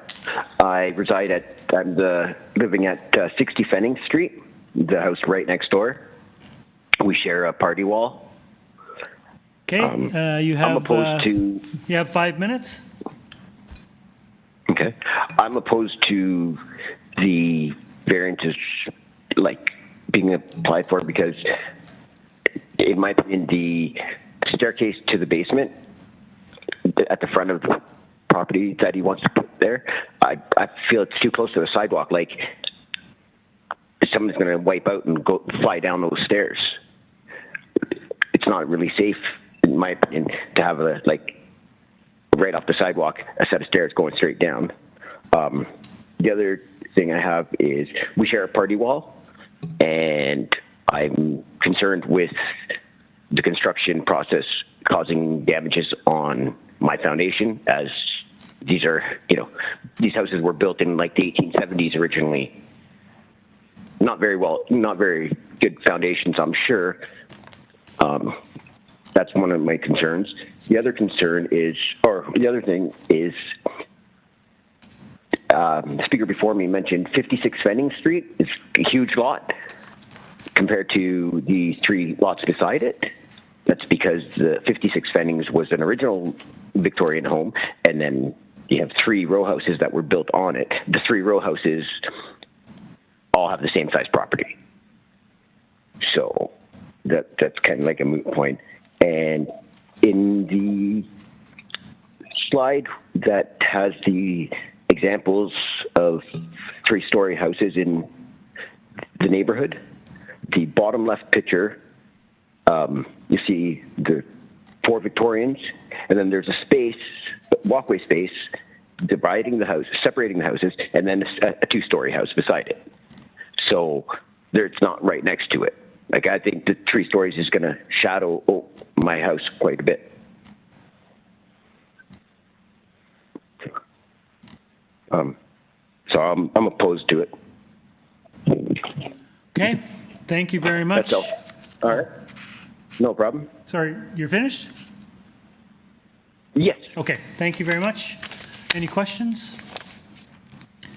Nope. Can we have the next speaker? Hello, Lauren. You have been unmuted. Yes, hi, good afternoon, committee. My name's Lauren Bornstein. I'm actually the 56 Fennings that's been mentioned a couple times in this presentation. Okay, you have. So I was, thank you. So I was with Nelson also back in May when we had both opposed it. The size of the development was way too big. The lot's quite undersized. As you can see on Fenning Street, everything is pretty uniform up to the top 3 houses. Everyone's got a rear detached garage with the laneway there. However, the top 3 houses have a much shorter lot and no detached garage in the back. So they're quite different in that regard. Before I continue, I just wanted to ask one thing. I was looking at the previous application where you had asked for a variance in regards to maximum permitted floor space. It was about 1.6 times. I don't see that in these documents. Are you keeping within that 1 times? We'll let the agent answer that question when you're finished your remarks. Okay, no problem. So I'll continue there. So it's a nice development, don't get me wrong. Looks really nice. I do think it's quite large in regards to everything else. My house mentioned a couple times. I've got a detached house that's 22 by 1/3. There's a row house that's about 15 by 105 or so. So much smaller house, and it looks like they're building, a monstrosity, which is fine.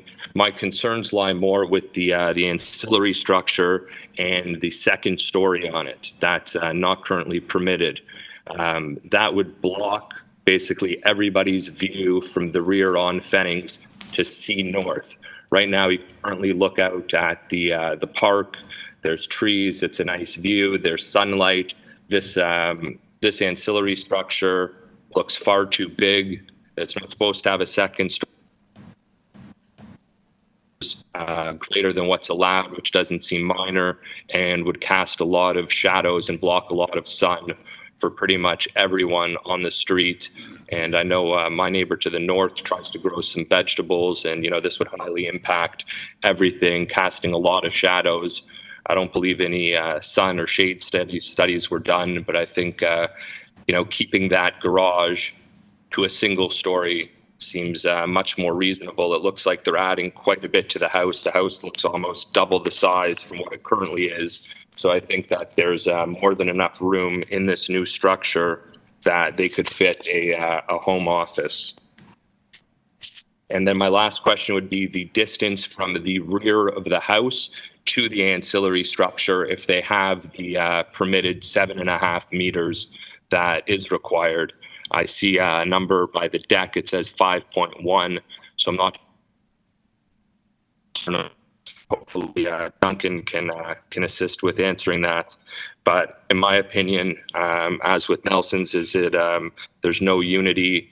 The structure's too big. But the biggest problem is that ancillary structure being 2 stories, blocking everybody's sunlight and view up Fennings, which is a street that typically has much deeper lots and rear laneways. This is, you know, a much undersized lot with a very aggressive development plan. Okay. Thank you. Thank you very much. Thank you. Back to you to respond to some of the comments that we've heard today. Okay. Well, I'm not sure the development is aggressive. It doesn't seem that aggressive to me. I guess starting with Nelson's comments, the immediate neighbor, there's a few items. First of all, the construction along the party wall has nothing to do with the zoning bylaw or planning. So he might be concerned about having construction next to his party wall, but that doesn't relate to what we're talking about here today. On the other hand, the construction next to the party wall will in fact improve the fire rating and improve pest control between the houses, sound control between the houses. It will generally be an improvement. Nelson's concerns about people falling down the basement walkout. There will be a fence running along that north property line, so I don't think anyone will be falling down the stairs. It seems unlikely. So with regard to the FSI question, FSI is not a variance because this is a duplex. The zoning bylaw has been amended to allow for this level of density. Again, I'm not sure that questions like whether you like the face of the building or not really relates to what we're talking about today in terms of it being aggressive or a monstrosity, etc. Regarding the ancillary building, it's actually smaller than what would be allowed for if it was a laneway suite or if it was a garden suite. So the reason that we're not able to build that large is because of the particular use of this building. If it were one of these others, it would be allowed. Again, with regard to the view towards the park from the neighbors' backyards, the neighbor to the immediate south actually recently built a 7-foot wall, or a 7-foot fence. So there is actually no view currently from that yard. I'm not sure exactly what else to say with regard to that. Oh, yes, and with regard to shadow studies, no shadow studies were done because we are on the north side of the neighboring properties, and to the west there's a house that is not affected by the shadows. Okay, thank you very much, Mr. Patterson. We'll go into committee. Panel, do you have any questions? Maybe if I can start. I remember this application, it came before us a little while ago, and I think at that time one of my colleagues might have mentioned that it's an interesting design, but perhaps in the wrong place. I'm not going to live there, so that's not a concern to me directly. I am concerned about variance number, bear with me, number 7.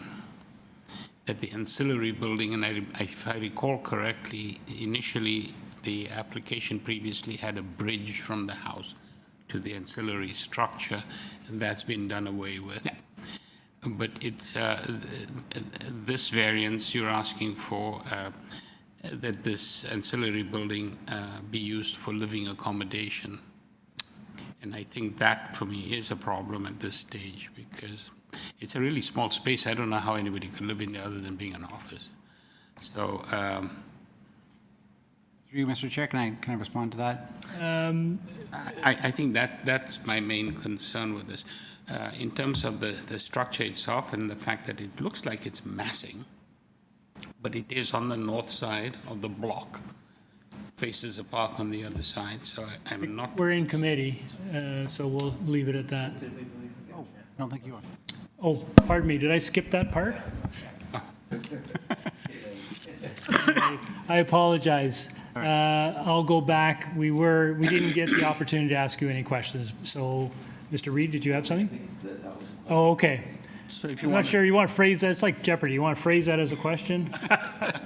Yeah, I mean, is it imperative that that variance be there?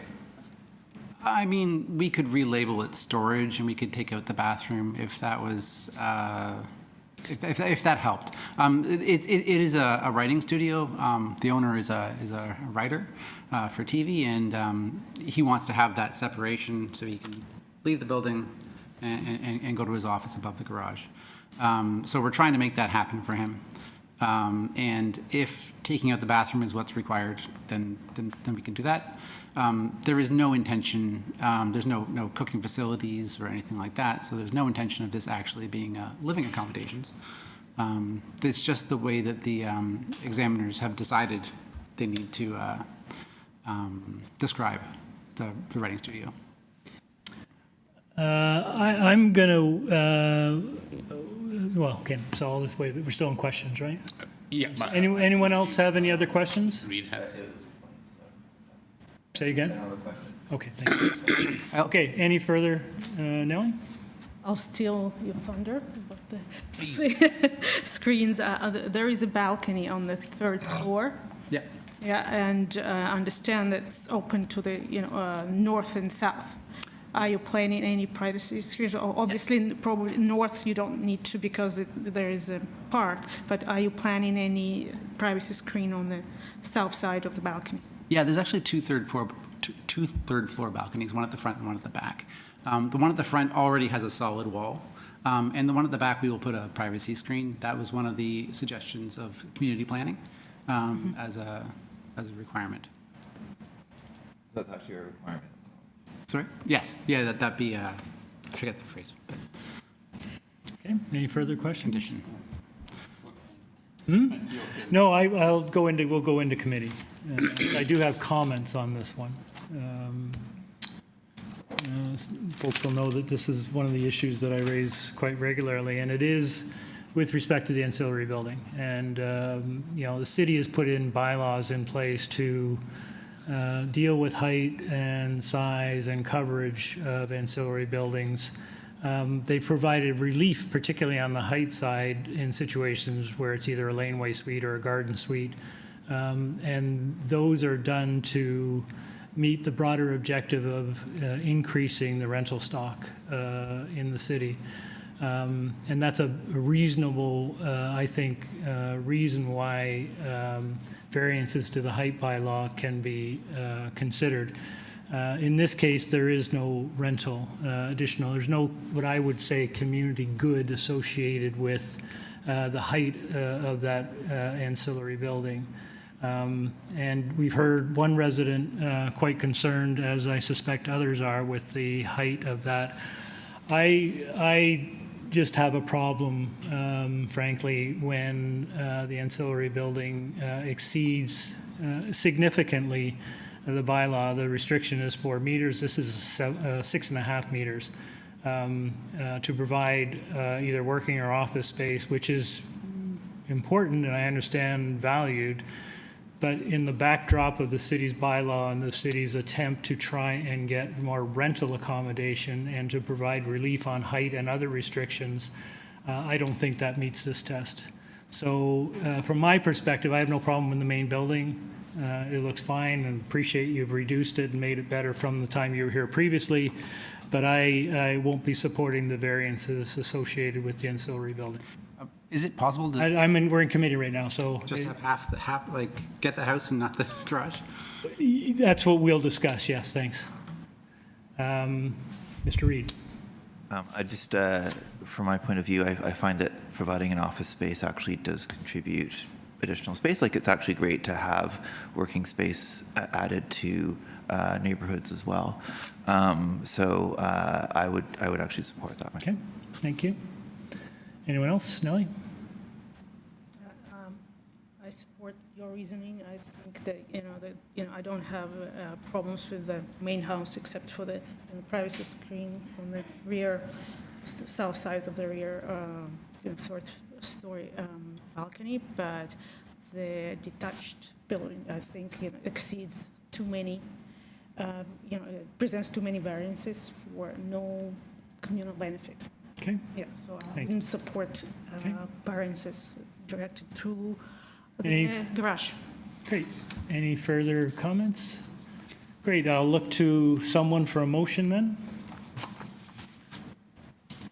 I'll take a stab at this one, Chair. I think when we had this previously, there were some contentious issues, and I do concur with you with regard to the ancillary building.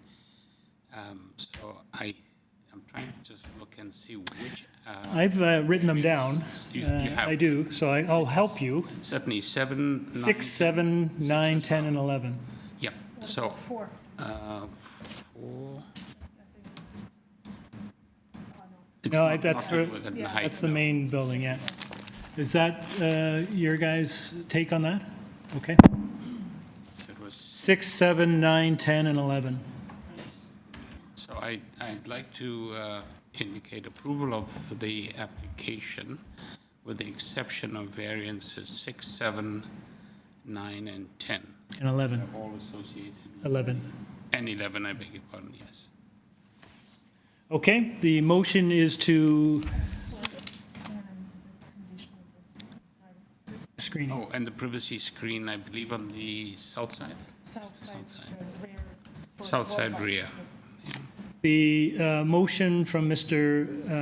Bayat is to approve variances 1 through 5, pardon me, and refuse variances 6, 7, approve variance 8, and refuse 9, 10, and 11. Can I get a second to that? Ms. Volpert seconds that. All in favor? Those opposed? Mr. Reed opposes. The motion carries. You've got approval for your main dwelling, but not your ancillary dwelling. Thank you. Okay. Thank you. Item 33. 575 Clendenan Avenue. The application is to alter the existing two-story detached dwelling by reconstructing the rear ground level addition and to construct a rear ground level deck, a rear second-story balcony, and a basement walkout entrance with stairs for the purposes of a basement secondary suite. The committee has before us a copy of the plan, survey, site plan, floor plans, and elevations, 3 photographs of trees on the subject property, and a staff forestry, Metrolink staff report. Do we have the agent with us? Yes. Okay, can you identify yourself and your address, please? Yes, my name is Igor Kok, 1649 Sinclair Avenue West. Great. We don't have anyone registered to speak. Is there anyone speaking on this in the audience? No? Panel, do you need or would you like a presentation on this one? We're okay? Seems fairly straightforward. We don't need a presentation on this. We've all read the material and are comfortable with what's before us. Do you have anything you'd like to share with us before we take it into committee? Well, I think there's a pretty straightforward application, so I'll like to just move ahead to committee if you post. Okay. Thanks. Folks, we're in committee. Comments? Is it here?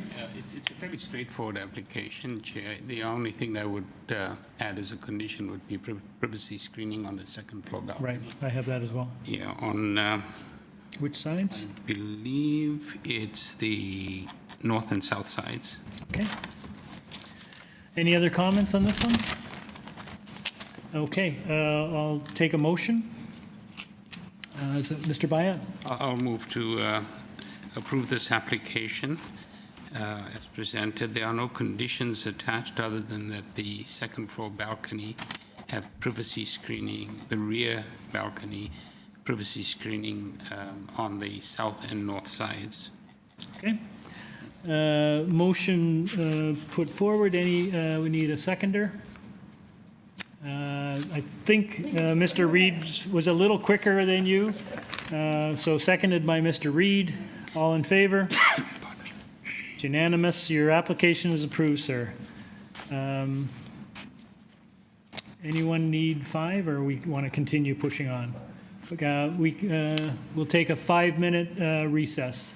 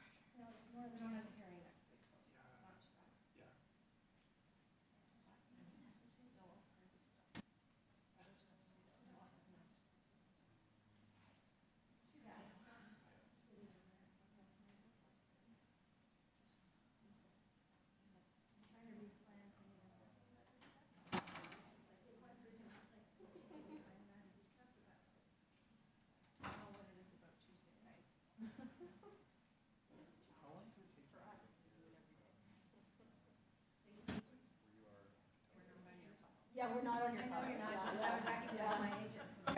We had one agent, and then they hired another agent, and then they hired a second agent to do the presentation for the adjustment. Who hasn't filed any paperwork.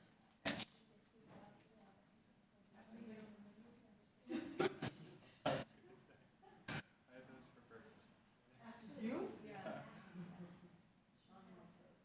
When we met him at a whole meeting to discuss this.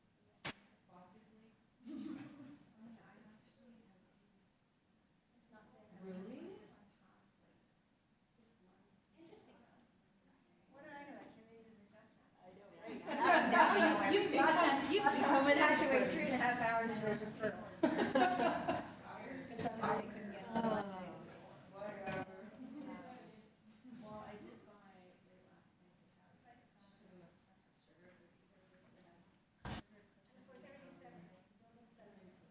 Yeah.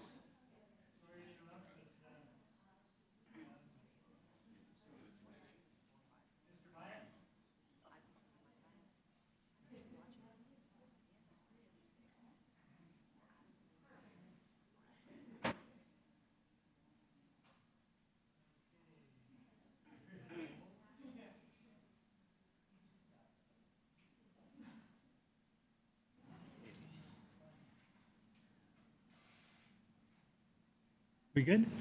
Okay. We'll welcome back. We'll continue on. We are on item.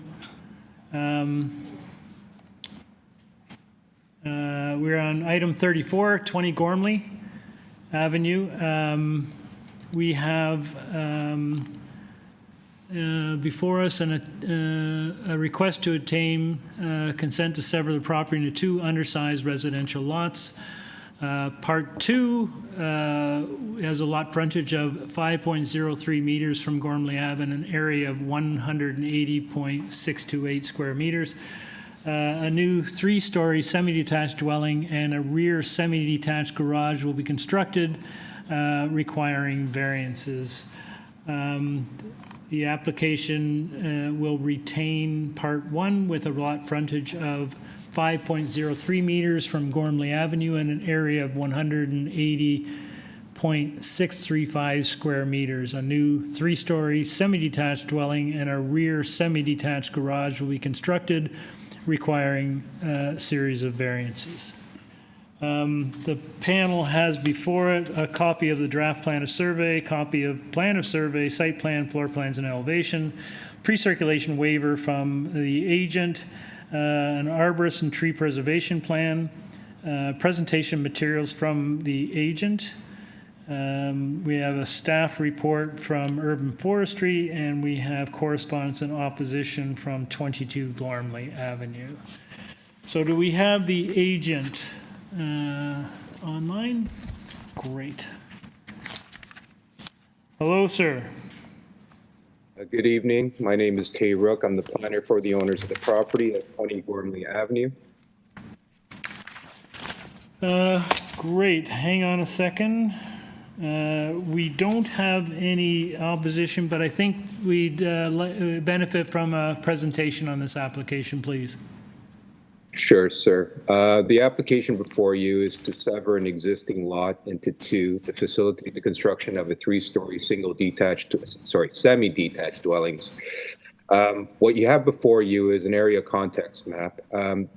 The variances are related to FSI, the front porch, the side yard setback for the front porch and rear deck, lot area, lot frontage, exterior main wall heights, the FSI, front yard setback, building depth, and the rear yard setback to the detached garage and the front porch stairs, side yard setbacks. So what you have before you, the proposed variant, the FSI variance is 1.19, whereas the bylaw permits 1.19. And what you have before you on the area context map, those properties that have been highlighted in green are those properties that are 0.9 or greater. What you note that immediately to the east of the subject site or to the right of the subject site, there was a recently approved TLAB decision for 18 Gormley for a single detached home at 0.95, but also in the same area beyond the immediate block, there's high densities or FSIs as high as up to 1.2, and you can find that at 19 Dugan Avenue, which is the street immediately south of the subject site. I'm sure that the committee has visited the site and visited the area, and what you probably didn't notice is that this is a very eclectic and tightly knit neighborhood. There is a various range of dwelling types in the sense that there are single detached homes, semi-detached homes, townhouses, duplexes, triplexes, and even walk-up apartments within the immediate block. So this is a very eclectic, very I guess the characteristic of this neighborhood is the inconsistency that you find in terms of lot frontages and lot areas and even the dwelling types. So that is the consistent pattern of this neighborhood. The proposed semi-detached dwelling from a land use perspective is a permitted use on the subject site, and so it is permitted by the zoning bylaw. There are semi-detached dwellings that are found, and immediately across the street you have walk-up apartments directly kitty-corner to the subject site. Approximately 2 doors down at 10 and 8, there's a 4-story walk-up apartment. 22 Gormley Avenue is a duplex. So once again, the types of tenures and types of dwelling types that are found in this neighborhood is very consistent.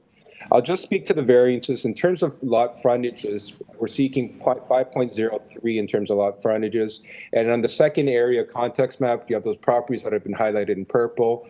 Within the immediate black and in the broader ranges, you have properties with lot frontages of 5 meters or less, or equal to 5 meters or less within the area. So this is something that is consistent and already found within the neighborhoods. They also consist of these smaller lot frontages can either be in the form of single detached homes or semi-detached homes. So this is an existing context, existing character, and the proposal is reflective of that existing character. In terms of the lot, in terms of the exterior main wall height at 10.5 meters, you'll note that the overall height is in compliance with the zoning bylaw. And what you will find is that this roof line in the third story, and if you look at the elevations of the proposed plans, if you look at the side elevations, which is the last slide of my presentation slides, the third story doesn't occupy the entire length of the dwelling. It's only the front and the back have been recessed back from the front and rear walls, the front wall being the left and the rear wall being the right. So it's not the entire length of the dwelling. And so from a massing perspective, I would submit to you, given that the overall height of the subject site is in compliance with the zoning bylaw, the main wall height from a character perspective would be consistent with the adjacent dwellings on either side of the subject site. And from a massing perspective, it will integrate seamlessly into the existing streetscape for the neighborhood. From a front yard setback, we're seeking 4.52 meters from the front yard setback. And if you go back to the area context map and zoom in on the subject site, the reason why even the site plan, the reason why the bylaw, you'll note that the existing dwelling is set back further, which has been highlighted or dotted with the red line. And from a map, once again, the proposed dwelling has been pushed forward closer to the front yard setback, and that is to be consistent with the adjacent dwellings at 18 along the front edge, and also to ensure that the rear wall doesn't extend further beyond the adjacent dwellings on either side of the subject site. So pushing the building forward closer to the streetscape maintains a more consistent front yard setback pattern, in addition to ensuring that the rear walls of the subject site or the subject dwelling doesn't encroach beyond the rear walls of the adjacent dwellings as well. So this was done cognizantly in an effort to ensure that I'm sorry for interrupting. I'm going to have to ask you to wrap up, please. Yes, sir. And finally, you have seen there, we have been in correspondence with planning staff. Planning staff had no concerns of this application.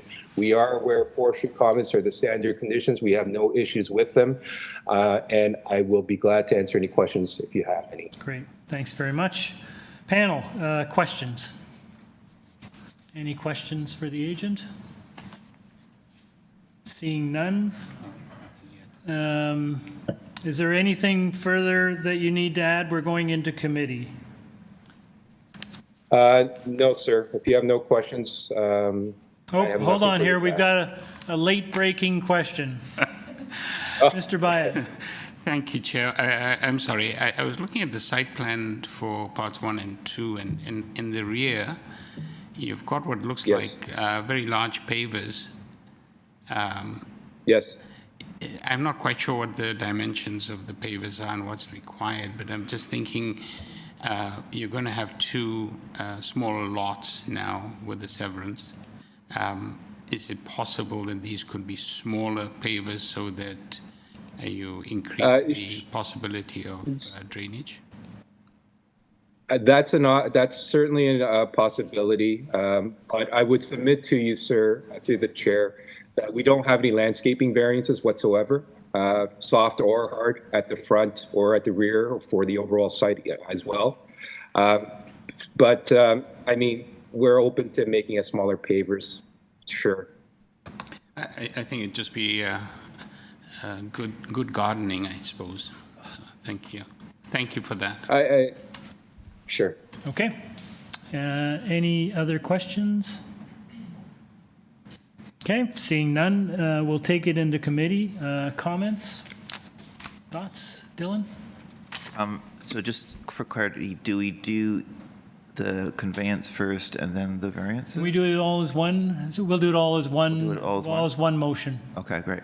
I just want to say that I think this is a very positive thing. I think the demonstration that there are other lots of the same size in the area is valuable. Shows that it fits within the area. There's a huge demand for ground level ownership buildings in Toronto, and there's very little scope for adding to it. So this really gives someone else a chance to basically buy a house. So undoubtedly it'll be expensive, but nonetheless, it still provides that space. So I'm very much in favor of this. Sorry, one of the things I forgot, I'm not quite sure if you could see the balconies on the third floor. I didn't notice. Kind of contained. Just the roof line. Yeah, it's hard to tell. Maybe if I could come, if I'm looking at the east elevation. Sure, let's go out of committee. We, Mr. Ruck, we have another late-breaking question for you.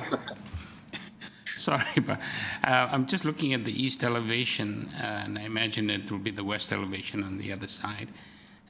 Yes. Is there a rear balcony? I think the purpose also includes a rear balcony.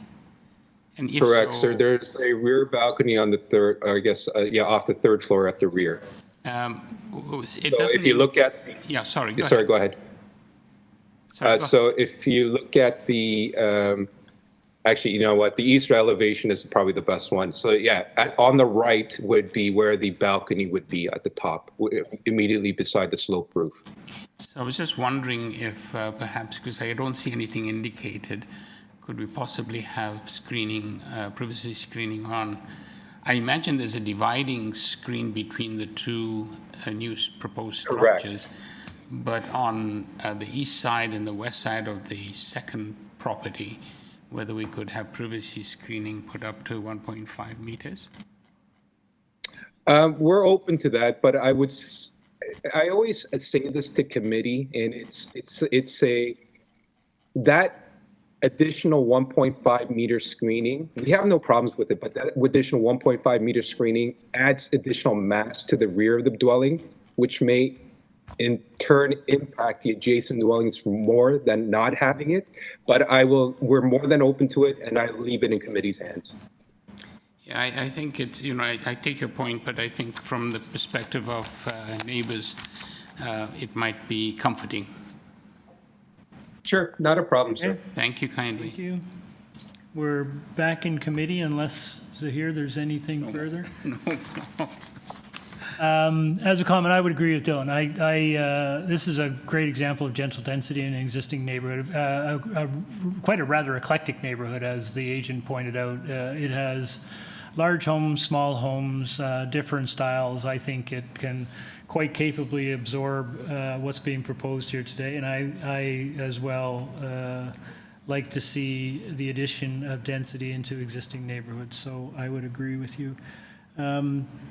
Can I get someone want to make a motion? Dylan, do you want to take a crack at it? Yeah, sure. I'd like to make a motion to approve the conveyance and the variances with the condition of applying privacy screens to the external edge of the rear balcony. Okay, and there are 4 street conditions. They're separate for part 1 and part 2. Plus the forestry conditions for part 1 and part 2. So part 1 is forestry condition number 3. Part 2 is forestry condition 1 and 2. Sabrina, did we ever see anything from engineering or about municipal numbering? Through you, Mr. Chair, no, we haven't, but those are part of our standard consent conditions, so we will include that as well. Okay. Great. And there is a forestry advisory memo, but that's not a condition. Sorry, through you, Mr. Chair, can we just confirm the sides of the decks? It's the east and north, east and west sides. Okay, thank you. Okay.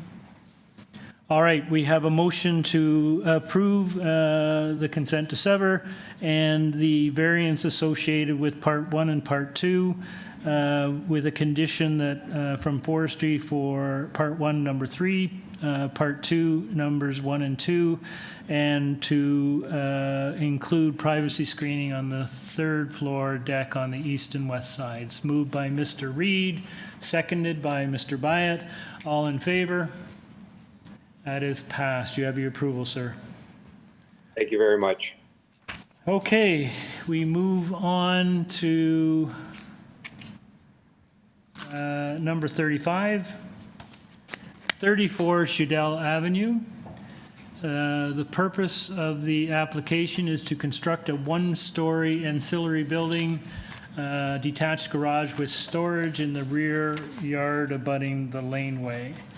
Panel has before it copy of the minutes from the January 25th public hearing and the materials submitted for consideration, copy of the plan, survey, revised site plan, floor plans and elevations, one photograph of the rear yard parking space, one photograph of trees on the subject property, a report from community planning, and correspondence and support from 25 Earl Grey Road.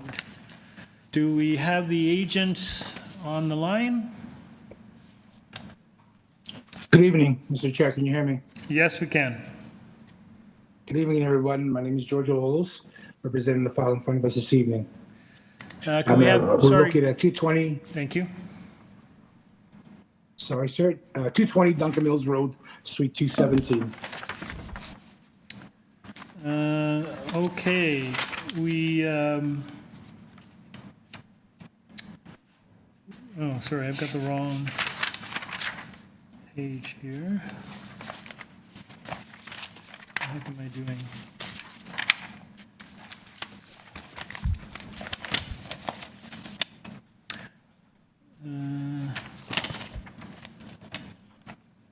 Okay, so we do have some folks registered to speak on this item. Could we ask you to do a short presentation, no longer than 5 minutes, please? Absolutely. Thank you, Mr. Chair. As the committee panel is aware, we've been in front of the committee and we requested a deferral earlier this year due to the fact that we have our last late meeting sort of request from planning supporting a refusal because of we just didn't comply with overall conditions.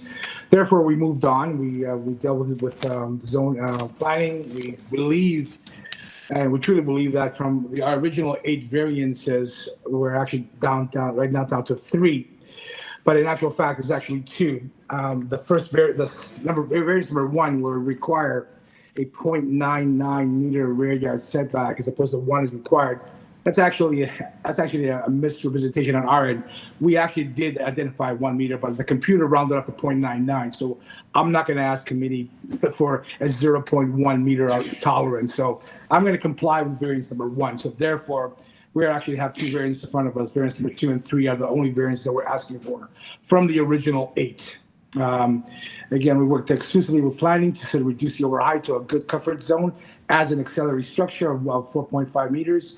And the overall area that we're asking for at 30%, I think is well recognized based on the fact solely alone that the existing residence itself is one of the original residents in the area having a very, very low FSI. She definitely requires and desperately for additional storage area, and that's why we're more likely going to create some sort of shelving system to provide her within the attic area of the garage as additional storage. I think our application is well deserves merits of complacency and working with the planning to provide support. I think we have it on the application itself from planning themselves. That's it, Mr. Chairman. Thank you very much. Panel, any questions? Okay, could we have our first speaker? Good evening. I've been unmuted. I take it that's me. It's Jackie Freeman. I reside at 25 Earl Grey. Hi. My property. Sorry, you. Thanks very much. You have 5 minutes. Okay, I won't take 5 minutes, but my property is just north of the subject property. I have been approved for a laneway suite, which will be built right at the rear of my property. It's a 2-story laneway suite. I believe it's about 6 meters high. And where the laneway suite is, if you visualize it, as I exit the garage, the subject property is just north. So my 2-story laneway house will be blocking pretty well the entire garage that's being proposed to be built. That's to the south, I'm to the north. We'll be blocking that, so any neighbors around, certainly on Earl Grey, won't be able to see the garage that's built unless they're directly in the laneway. I can also add that I've looked at the drawings, the proposed drawings, and aesthetically, it's one of the nicer proposed garages in our area. It mirrors actually the main build, so it's quite a nice looking building if compared to the other garages that are just the typical standard ones. And I think that's about all I wanted to add. Okay, thank you very much. So you're in support of this application? Absolutely. Okay, thank you. Anyone else? Okay. Hello, Krista, you are unmuted to speak.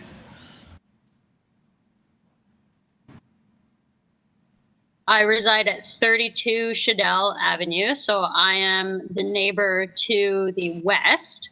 Krista, can you just state your full name, please? I have spoken, I'm also in support of the application. I have spoken with the owner, my neighbor. I've seen the drawings. I think the garage, the way it's been designed, looks fantastic. I think it's beautiful. I think it's definitely in keeping with the neighborhood, with the surrounding houses and the other garages in the neighborhood. So I'm absolutely in support of this garage being built. That's all. Thank you. Thank you very much. Krista, before you go, could you just state your full name for the record? My name is Zena Curry. I live at 30. Okay, hold on a second. Is Krista still with us? Krista, could you just state for the record your full name?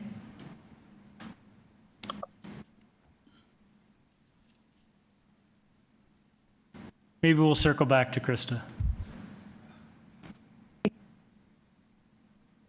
Okay. Hi, sorry. My name is Zena Curry. I live at 36 Shudell, and I'm directly to the east of the proposed garage. And I also have I'm fully in support of this garage. I've seen the plans, they've been shared with me. And like the other two neighbors have said, it's in keeping with our neighborhood, and I fully support this plan. Okay, thank you very much. Mr. Lois, I don't think we need to hear from you. Clearly you've and your client have gotten support for this application. We will take this into committee. Is there anything you'd like to share with the committee before we do that?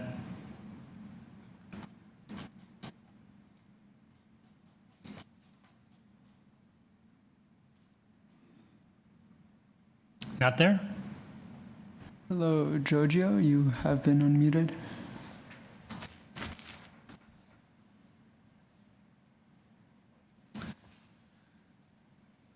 Did we lose him?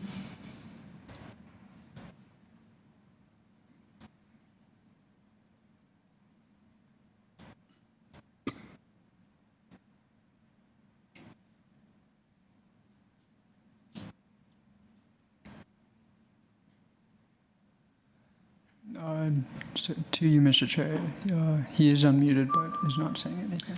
Mr. Lolis, are you there? Through you, Mr. Chair, they can't hear us from the committee room. Oh, we've got a technical issue? We do have we have poor connection right now. So let's just hold off.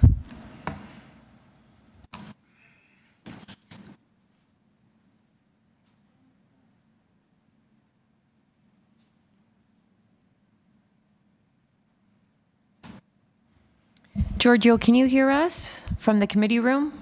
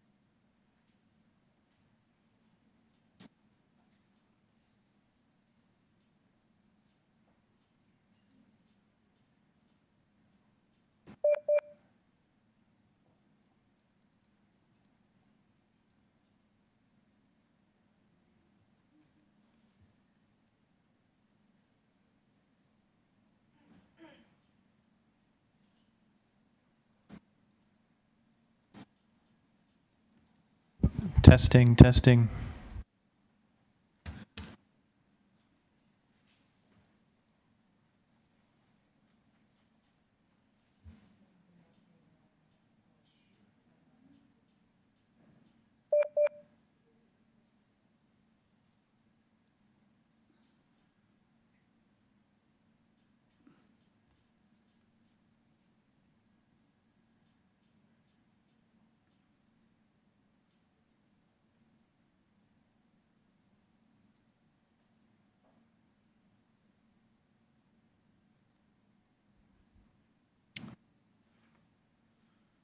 Okay, I think we got the thumbs up.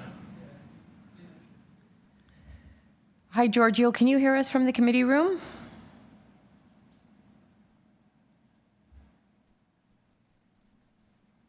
He was unmuted. Try one more time. Hi, Giorgio. Can you hear us from the committee room?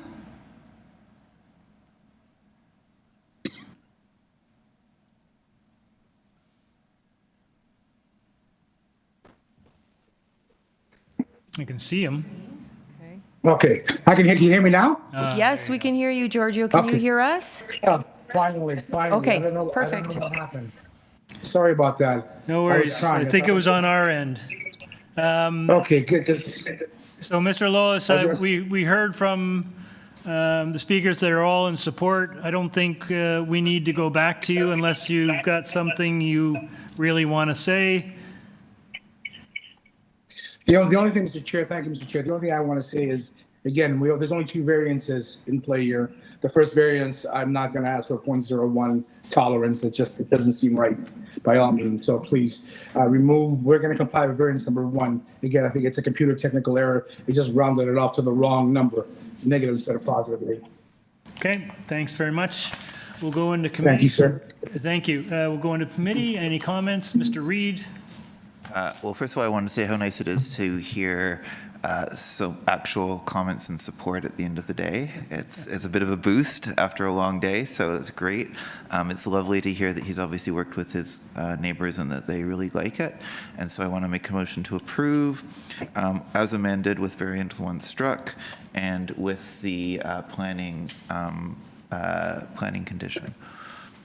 Just as an aside, it's tied to plans. It's tied to the site plan? Is that an issue if we remove variance 1 for 0.01? No. Okay. I didn't think so. I believe it was tied to elevation plans. Oh, it's elevations, okay. Yeah, not site plan. Okay. But Great, thanks. All right, we have a motion to approve, subject to planning conditions, the amended application, seconded by Mr. Byatt. All those in favor? That's been approved. You have your approval, sir. Okay, we move on to 36. Nellie, are you in on this one? Okay. Ms. Volpert has been unable to, had an opportunity to review some of the material for the remaining items, so she will be standing down for the remainder of the session. We still have quorum, so we will continue. Okay? Thank you. Item number 36.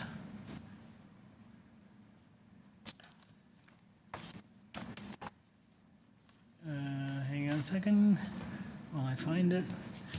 Okay, number 36, 363 to 391 Yonge Street and 3 Gerrard Street East. The purpose is to alter the development standards as approved for an 85-story mixed-use building under site-specific zoning bylaws 1301-2019 and 1302-2019. The committee has before it a copy of the minutes from the September 30th public hearing, copy of plan of survey, site plan, floor plans and elevations, presentation materials from the agent, correspondence from the agent, staff reports from Transportation Services and Community Planning, and correspondence in support from Toronto Metropolitan University. So, do we have the agent with us? sorry, Before we get to the agent, I'm just going to ask Fernelli, just you can turn off your video, and then we'll just mark you as absent for the next couple of items.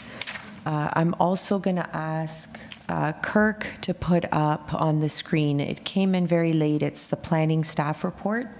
It's dated November 7th, so yesterday. And this was in the really late materials, so they just made one correction to the report that they initially submitted. And it's for number 2, I believe they just added that the cash contribution would be directed towards public realm improvements, okay, including all the other reasons for the cash contribution. Okay? It's the same amount. Yes, same amount. Okay. Thank you. You can breathe easy. Yes. We did receive that late report, Mr. Chairman, so we were aware of the change. Okay, great.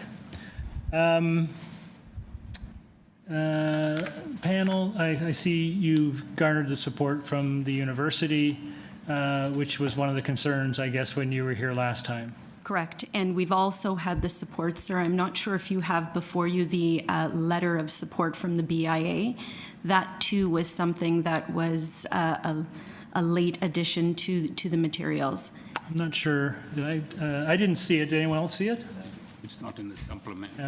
We don't have it, but we'll take your word that it was submitted. Yeah, so it was received, Mr. Chairman, at 2:45 p.m. on November the 7th. Okay. All right. Panel, just hang on a second. Panel, do you need a presentation on this one? Maybe just a really quick. It's a complicated one, although the resolution of it is fairly straightforward, but if you could just give us a really quick 1-minute overview since you've been here for a while. Certainly, happy to. The main, if I can speak to then from a very high level perspective, the thrust of the application is largely driven by the fact that there are 4 floors of the originally approved development that was intended for institutional uses. And there have been, in large part as a result of the fact that the previous landowner that negotiated that deal then became insolvent. And that happened in 2020. The property had then changed hands.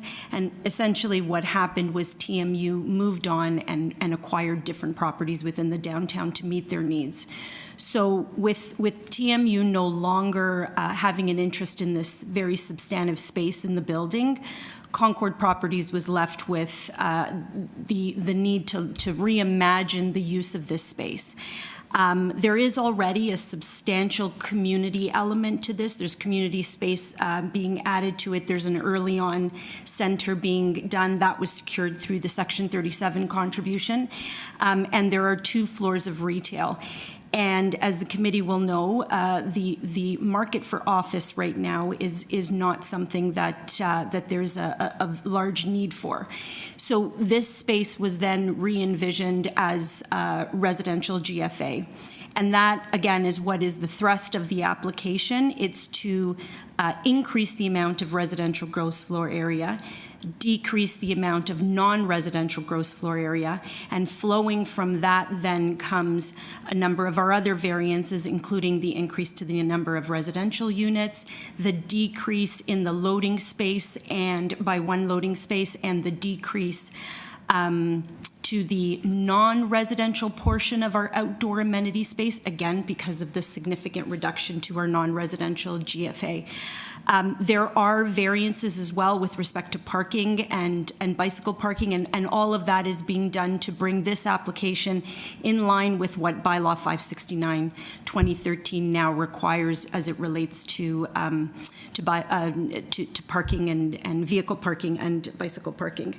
And finally, Mr. Chairman, there are a few variances which are very technical in nature. These are variances 8, 9, 10, and 2 2, 13, 14, and 17 that were issues that arose through the preparation of building permit drawings or some tidying up of matters that were not caught at the time of drafting the original zoning bylaw. We have filed with our materials a very detailed planning rationale demonstrating, by Bousfields, demonstrating how the variances all meet individually and cumulatively the 4 tests of the Planning Act. There's also a transportation study. And perhaps if I could just go back to the comments you made at the start with respect to the reports that you have before you. You are correct. There's the planning report that makes reference to a change that they would like to see to variance number 6. And that is to ensure that there is a minimum amount of retail included in this project. There's no objection from Concord with respect to that change. And so we have filed a revised waiver reflecting our support for that. The report that you did not mention at the start was the Heritage report, which there is a condition that's imposed by Heritage. That was filed with the committee when this was intended to come forward in September. So there is a condition that was requested by Heritage staff.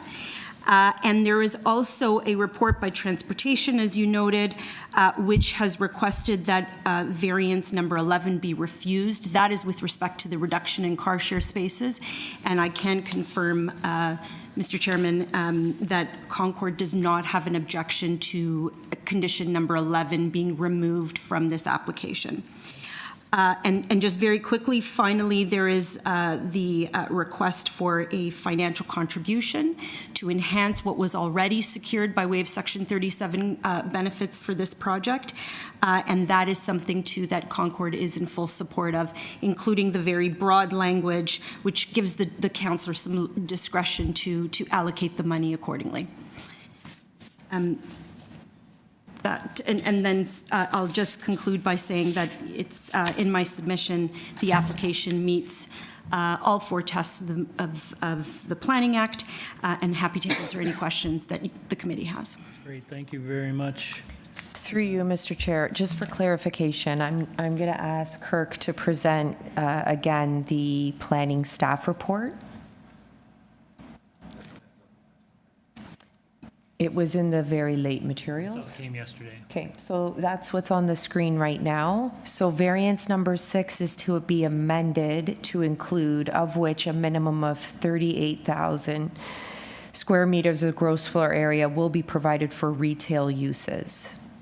And that's your understanding? That is my understanding, and we do support that. Great. Okay, and then as part of your deferral package, you will see the report from Heritage staff, and that's dated September 13th. And that still is... And that would still apply if you were to approve on condition.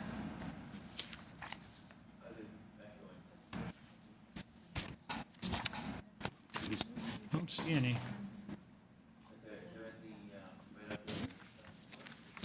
That is, I see TTC. TTC report. Staff report. Sounds like they've been working with city staff and...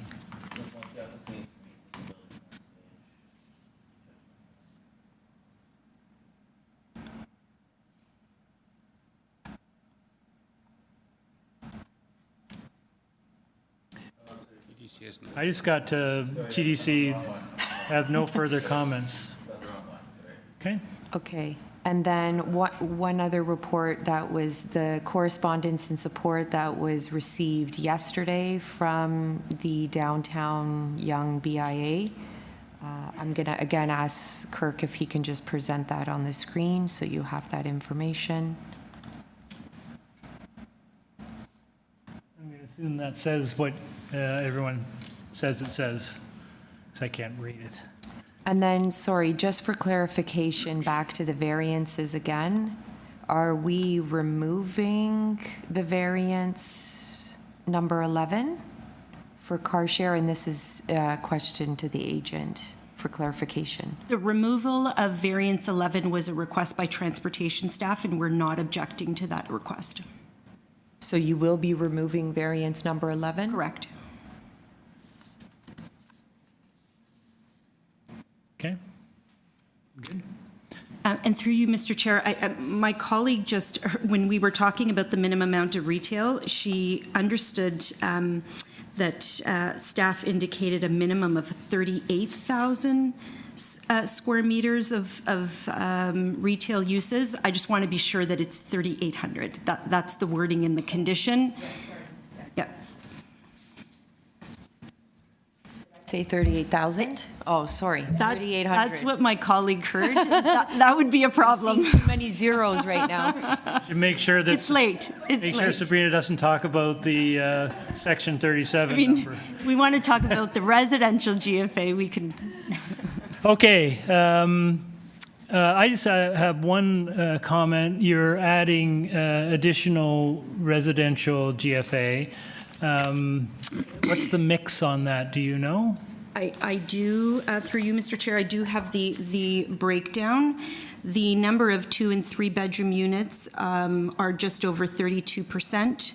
They're 47% 1 bedroom and 22% studio units. Okay. Any affordable in the entire? This project, under the original Section 37 agreement, there was a cash contribution made towards affordable housing of just over $4 million, if memory serves. And that was at the time we had I acted for the previous landowners. We had very extensive conversations with housing staff about the potential for on-site affordable housing. And the preference in this case was to have the cash contribution. Right. Okay. Great, thanks very much. Any, Dylan? Just a quick question. The bicycle spaces variance indicates the exact number that's not going to be used. I was just wondering if you could give the exact number that will be implemented, the exact numbers. Sorry, the exact number of oh, I see, the ratio to the number? It gives the ratio, but it doesn't give the numbers. Certainly.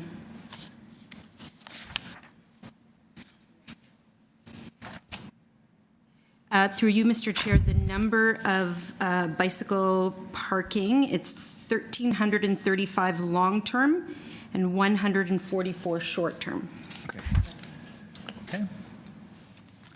Thank you. Any further questions? Okay, thank you. We'll go into committee. Comments? Any comments, any thoughts?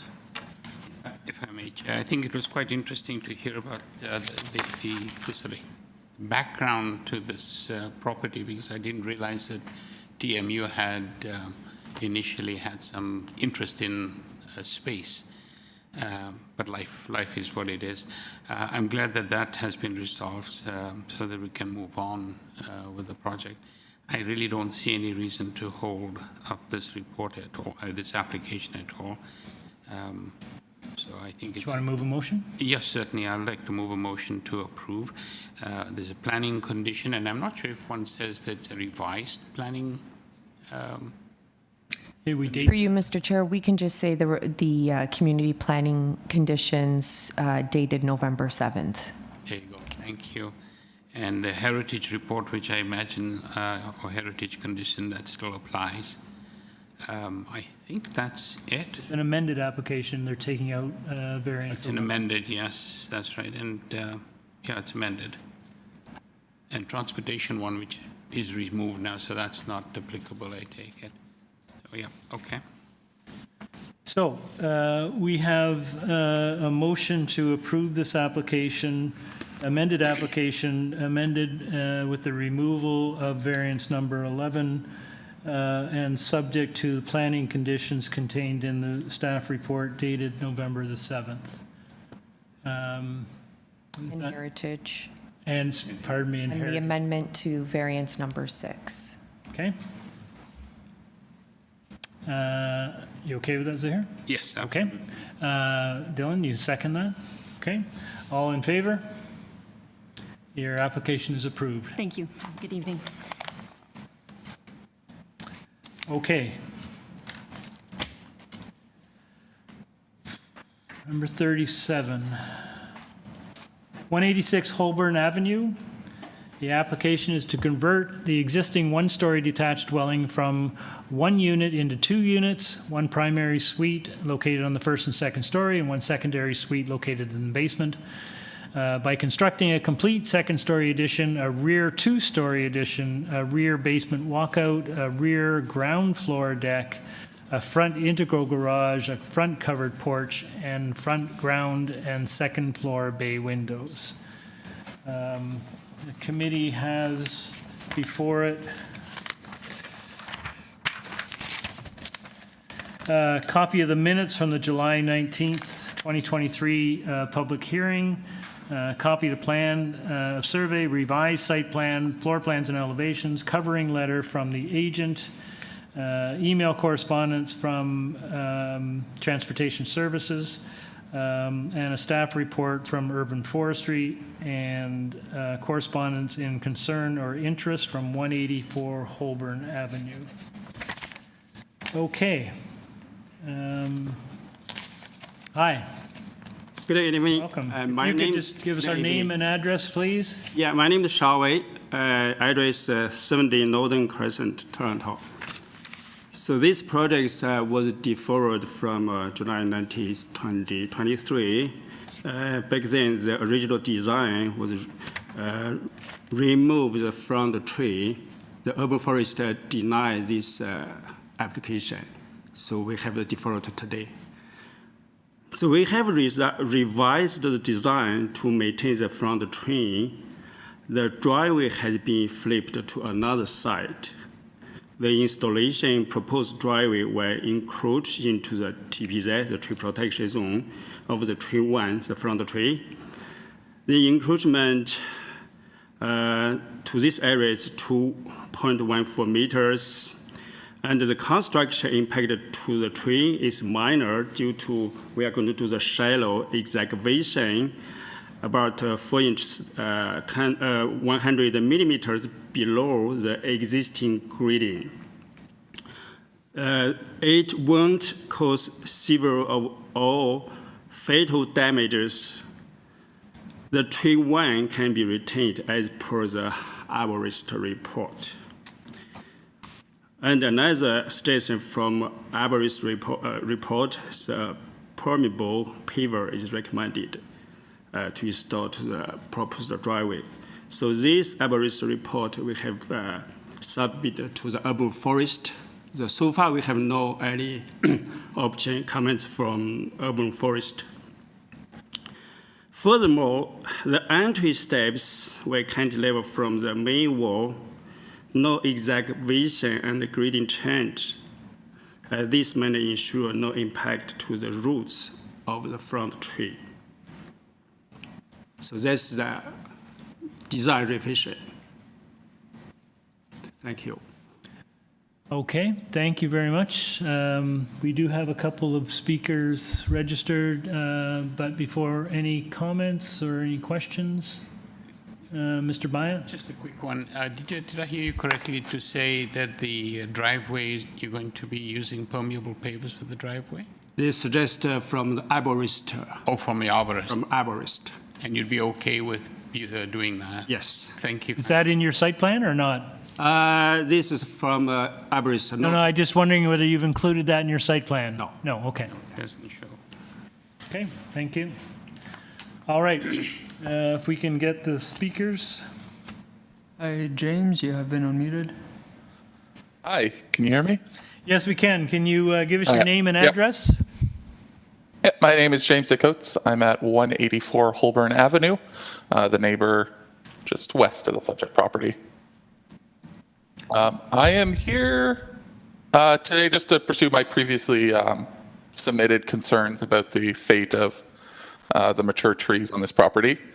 I've spoken with Mr. Xiaowei here and the owner in the past and was originally informed that there would be trimmings of trees and that they would be trying to maintain the trees on the property, and then was pretty disappointed at the variance meeting back in July when it was announced that their intent was to remove all of the trees. Of course, the application was deferred then, and since that time, I've maintained communications with the owner and the architect. I've reviewed their plans and I've spoken with them and their arborist, but I do not believe that these trees have been considered beyond simply removing them.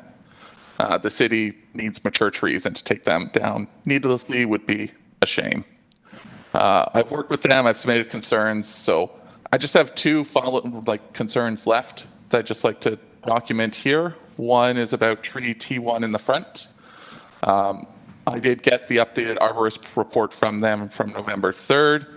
I just want to raise my concerns that the arborist plans show hoarding right up to the trunk of the tree, which doesn't follow the City of Toronto hoarding details. And there doesn't appear to be any protection for the root systems. Mr. Shatway, you mentioned that they are going to minimize the excavation and put pavers in there, but I'd still like to express my concern to protect that tree, to provide compaction protection there. And then my second item is regarding T3 in the backyard, which is on the site plan currently brought up on the page. It's the tree where that notation D is about, kind of to the left of that tree there. This is another mature tree. The arborist report indicated that this was a Manitoba maple in poor condition. We did request details on this because this tree isn't a Manitoba maple, it's a fruiting mulberry tree, and no real justification was provided in the arborist report to justify this rating. I did ask why this needs to be removed, and I was given a response of the reason to remove this T3 is because it's not able to be kept alive due to excavation. I followed that up asking, if we can put mitigation measures in place just to preserve it, shoring to minimize the excavation.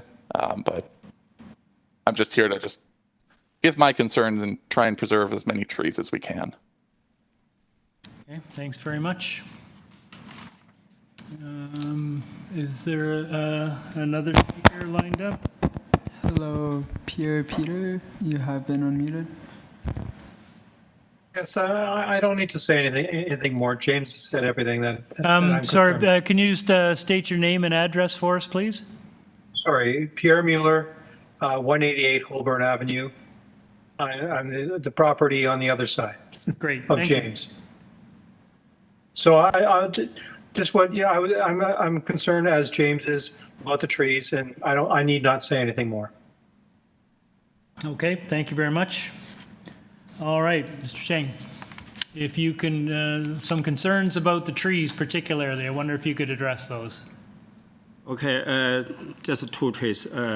First is a front tree, we call the tree 1. So arborists have detailed all the measures to protect these trees. It's very detailed in the arborist report, and submit this report to the urban forest. We have asked the urban forest any comments, but so far we don't have any comments from urban forest. For the second tree, besides the deck, we call the tree 3. It's because mark the tree 3 from the arborist report. Tree 3, James asked why, so you cannot keep this tree just like it's a tree 1 in the front. Because from the floor plan, you can see in the front, 2 existing walls maintain. Only the front walls new, but both side wall, the existing wall, will be retained over there.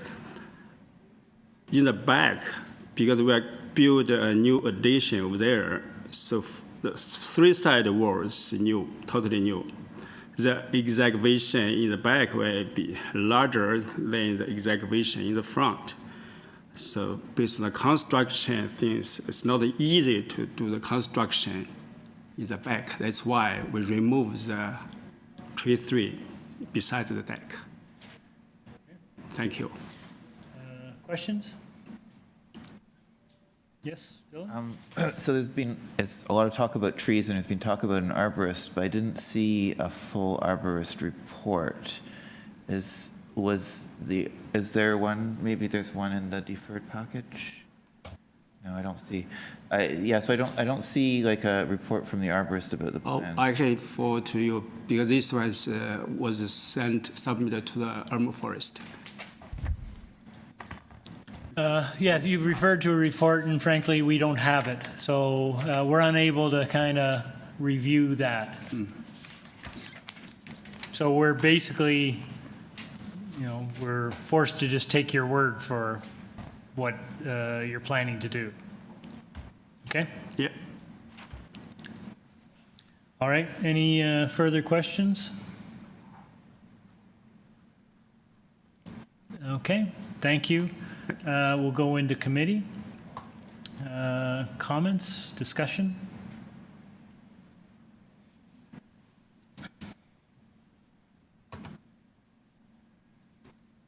I do note, I'll start off, I do note that this did come forward before. This has been deferred, I think principally to deal with the front tree, perhaps the rear tree as well.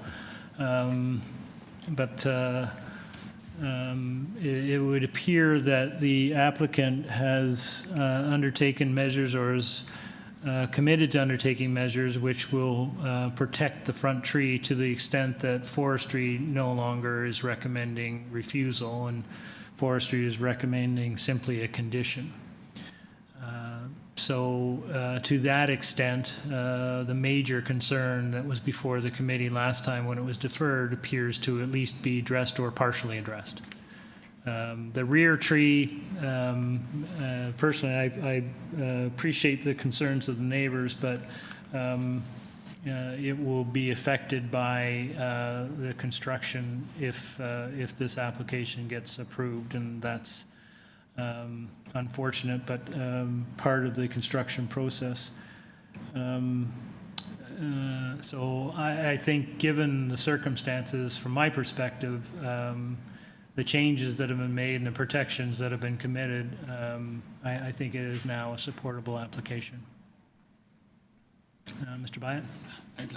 Thank you, Chair. I'd like to echo what you just said. I think the variances themselves are reasonable. The issue related to the trees, I'm going to assume to some degree that on faith that forestry, of course, has examined the process and hasn't reported anything untoward.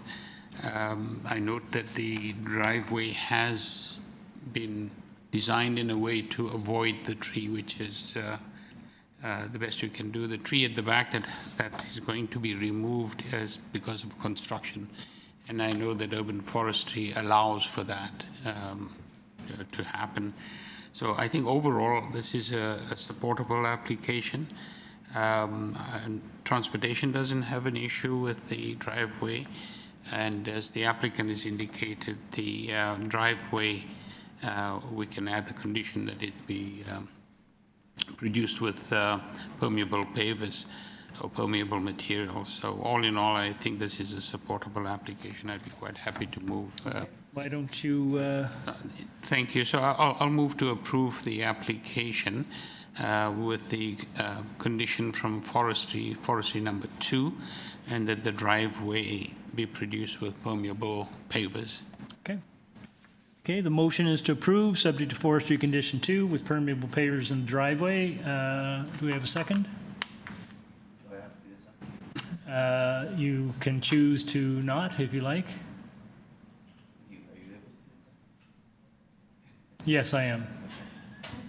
I'm a little, I'll let you do this. Okay, I will second the motion. All those in favor? Okay. That's unanimously approved. Your application is approved, sir. Thank you so much. Okay, number 38, 142 Earlscourt Avenue. Purpose of the application is to permit the existing 1 1/2 story ancillary structure, a carport roof structure with storage space above in the rear yard. The existing 2-story semi-detached dwelling will be maintained and unaltered. Panel has before it copy of the minutes from the August 16th, 2023 hearing, copy of the plan of survey, revised site plan, floor plans, and elevations, covering letter from the applicant, comments from email correspondence from transportation, and from the zoning examiner. Do we have the agent online? Okay. Yes. Hi. Hi, my name is Lori Lougheed, and I am at 142 Earlscourt Avenue in Toronto. Okay. Do we have a speak? We have someone waiting to speak on this, so we'd ask for a short presentation, no longer than 5 minutes, please. Sure. So the minor variance being requested is for the height, width, and length of the ancillary, the 1.5 story ancillary carport. And the variances are 0.49 meters width, 3.2 meters is required, and the structure is 2.62. 0.8 meters length, 5.6 is required, and the structure is 4.79. For height, it's 0.27 meters being requested. The requirement is 2 meters, and the structure is 1.88 meters. When the original hearing on the August 16th, I requested a deferral because the city at your office I'd been in touch with them, and they were concerned about the fact that there was no soft landscaping. And so I asked for the deferral to investigate whether I could add some soft landscaping or not. Although soft landscaping was not something that was raised by the zoning examiner, and it was not changed at all. The structure, everything at the back of the house existed when I purchased the property. It was just the structure put over an existing concrete parking pad. But I took I considered it, and I've now submitted drawings that will add 25.26% soft landscaping, which is just a bit over the requirement at the back. Okay. And that's pretty much it. Thank you very much. Do we have the speaker ready to go? Hello, Tavis. You have been unmuted.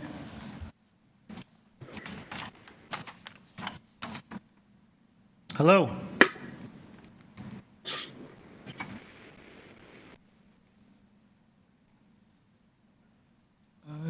Through you, Mr. Chair, I will try and call him in as well. Okay, thank you.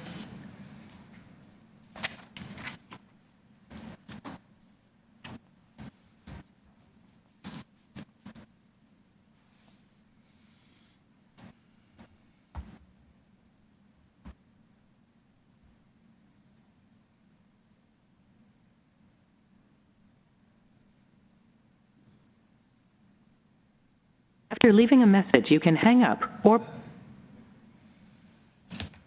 Through you, Mr. Chair, it seems he didn't pick up the phone, and we cannot hear him anymore. Okay. Thanks very much. We have tried to reach the speaker and have been unable to do that, so we will proceed. Any questions, panel, of the speaker? Just a very quick one, Chair, if I may. I take it this structure was built at some point and without permission, and discovered later that you needed permission. Is that the case? That's correct. So my neighbor, who is the person who isn't answering the phone, is he's my attached neighbor, and he has he constructed a carport that looks very much like mine. To the west, so they butt each other just like our houses do. And he had indicated that it didn't require a building permit because of the size of it. And a year later, I did think, okay, well, it seems that everything's in order. It's all right. So I constructed one because I was looking at his all the time. Like it goes right out my back I look at his parking spot right out my back yard. So that's why I constructed it. Bad advice, and I should have done a lot better to call the city. I've learned my lesson, but ever since it was identified to me in 2022 by the city, I have been doing my best to try and come into compliance. That's great. Thank you. It sounds like carport envy, but it worked out. That's great. I recall this one. I think I was sitting when this was before us, and the concern, I think, at the time was primarily your drawings didn't show any soft landscaping in the backyard, and I think the panel was questioning why there wasn't a variance being requested for soft landscaping. So it sounds like that has been addressed, and you have incorporated soft landscaping into your backyard, which is really good, and you should be commended for that. Yes, great. Okay. All right. Panel, if there's no more questions, we'll go into committee and comments or a motion. Mr. Reid? I just wanted to, well, first of all, I wanted to say that, as usual, I like seeing cars parking actually reduced to encourage smaller cars, which is better for everyone. So I wanted to move to approve the variances. Okay. I don't think there's any conditions. No conditions. I think transportation is okay with it now. Okay, Mr. Byatt, you second, all in favor? Ma'am, your application is approved. Thank you very much. Okay, we move on to the last item of today's agenda, and thank you for those that are here for waiting for so long.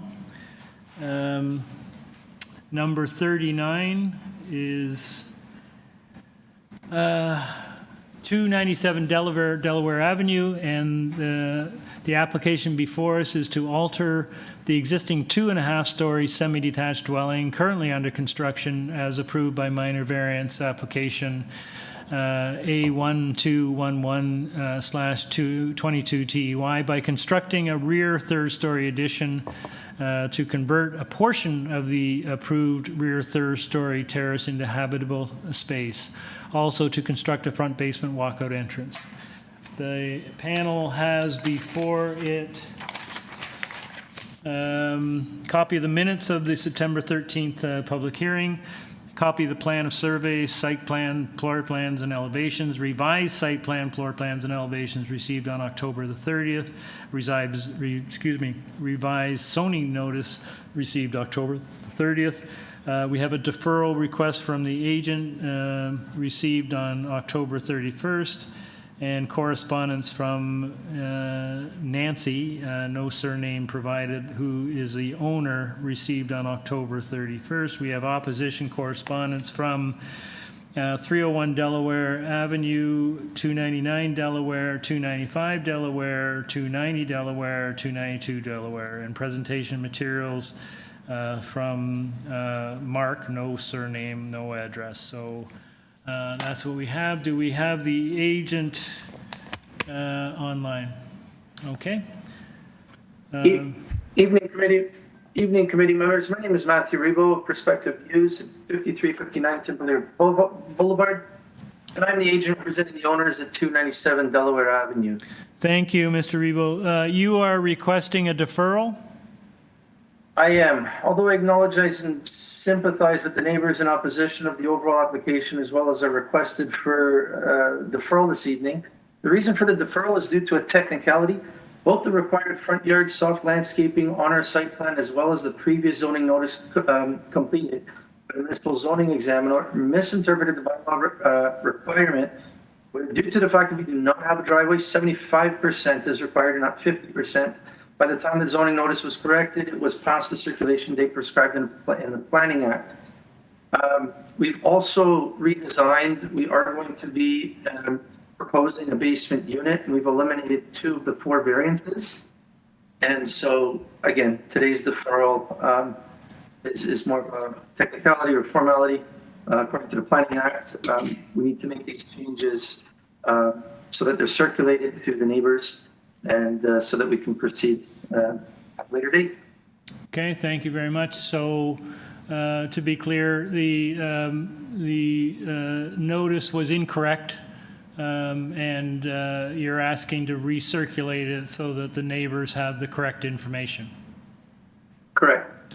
Thank you very much. And I would also like to add, if it were that we were reducing, like if it was a lesser impact, then we'd proceed with the amendment or revision. However, in this case, again, the requirement is 75% and not 50% as previously calculated. So again, under the requirements of the Planning Act, we're obligated to circulate. Thank you very much. Okay, we have, I assume, some speakers in the audience. I'm going to ask, is Elizabeth Stayer? Yes. Do you want to come up and join us? I know you've got concerns, but I'm just going to ask you a simple question. The agent has asked for a deferral, and what are your thoughts on that? We don't want to accept a deferral. The technicalities that he's referring to, one of the other speakers will get into our concerns about them, who's more well-versed on it, Mark Friesen. But basically, we think it's a sort of tactical move to circumvent having the variances reviewed by this committee. A lot of it hinges on writing down something saying that the basement is now, instead of being treated as a secondary unit, should now allow the place to be considered a duplex, even though really nothing has changed except the label. Okay, I'm just going to thank you very much. I'm going to stop you there. Thank you very much. So you're not in favor of deferral? No. Okay. Are you Celia? Celia, if you can come up and introduce yourself and your address, please. I'm Celia Hart. I'm at 295 Delaware. Again, just a simple question. The agent has requested a deferral. Your views on that? I also don't support a deferral. We've been through this before, and we are like going in circles. So it's like whack-a-mole, and it just gives more time to then change things yet again. Okay. Without discussion with neighbors. Thank you very much. Do we have speakers online? So. Here. Hello, Madison. Hi, thank you very much. I'm Madison Aiken of 290 Delaware Avenue. I also oppose any further deferral, and I'll give 3 short reasons. First, these applicants have already had a deferral in September with the condition that they use the time to consult with neighbors. In that 2-month span, they held 1 meeting with an agent who couldn't answer a single question that we had. The homeowners didn't even attend the meeting. We have yet to get a single answer to our questions, and their current drawings show no changes that address any neighbor concerns. Okay. Second, they've shown that they use the deferral time to identify loopholes. And finally, they are already building to the scope of the current application that the committee is to review today. I ask that the committee considers that this will just give more time to push ahead with the current building, and they will call it existing, which they've already shown that they've done in the past. Thank you. Anyone else? Yes? Okay. Is this Mr. Friesner? Yes, can you hear me? Yes. Can you identify yourself and your address, please?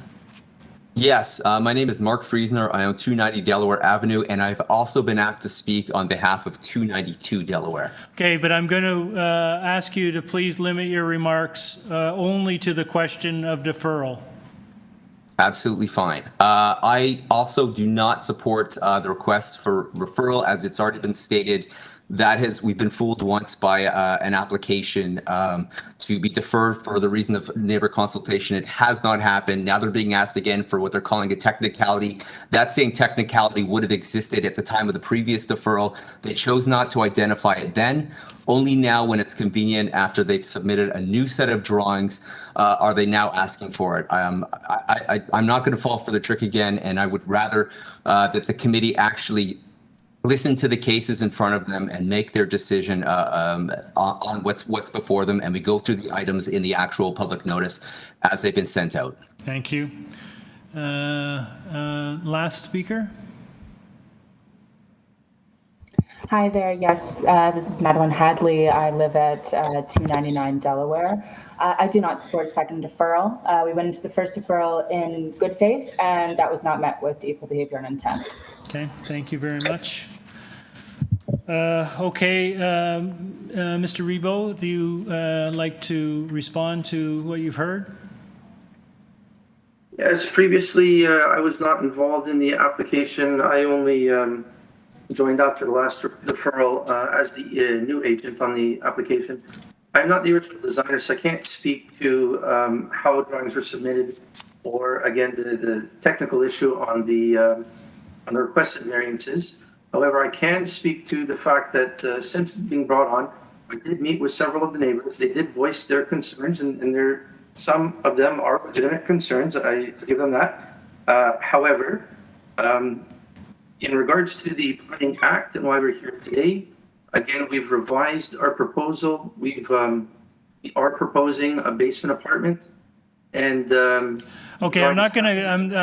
I'd ask you not to get into the merits of your proposal at this point, but you are confirming that you still are requesting a deferral. And what I think I heard was that the notice was technically incorrect. Yeah, the zoning notice, exactly. Okay, thank you. All right, panel, we'll go into committee. Your thoughts? If I can weigh in, Chair, I think it's always, I find it always best to err on the side of caution, and a deferral request is one of those. Notwithstanding that the members of the community have spent a lot of time and being very patient waiting to have an opportunity to have this application heard, I think it's perhaps prudent to allow for a deferral. However, having listened to the folks in opposition, I think it might be worth adding a condition, and I'm not sure if we can do that, and perhaps Secretary Treasurer may be able to guide us on that, that the deferral is contingent on the applicant consulting with community members, so that when we actually speak to folks the next time, that we will know that they've been consulted and heard. I'm not sure if that's possible or not. Through you, Mr. Chair, that is possible. If it's also helpful, we could reschedule this application for December 13th hearing if there is concern that it'll get delayed into the new year. So it is something that we could do, and that consultation has to happen as soon as possible in order for them to determine the variances, because notices would have to be mailed out no later than end of week of next week. Okay. So we could do that. So I'm not sure if my colleagues would like to weigh in. Dylan? I would oppose the deferral. It seems to me that there's already been an opportunity to consult and it didn't go anywhere. It seems to me that the technical question simply makes the issues that apply are the case whether the requirement is 50% or 75%. The issue is there's very little soft landscaping. So I don't really see that the technical issue makes a significant difference. Many people have lined up and spent a lot of time waiting. And you know, I just I feel like much as I would love to go home now, I feel like the issue all the issues can be dealt with at this point. And there's already been a lot of changes and one deferral. Thank you. I'll weigh in. I worry that this is a technical error in the notice, and I think that's what the agent is saying. And I don't think we have anything to suggest that's not, in fact, the case. And I think, again, it would be inappropriate for us to proceed if, in fact, the variances that are before us aren't the right ones. So I appreciate the frustration. I really appreciate you guys coming down in person and staying so late. It really is a testament to your concerns. I'm sorry, I'm not going to entertain anything right now. But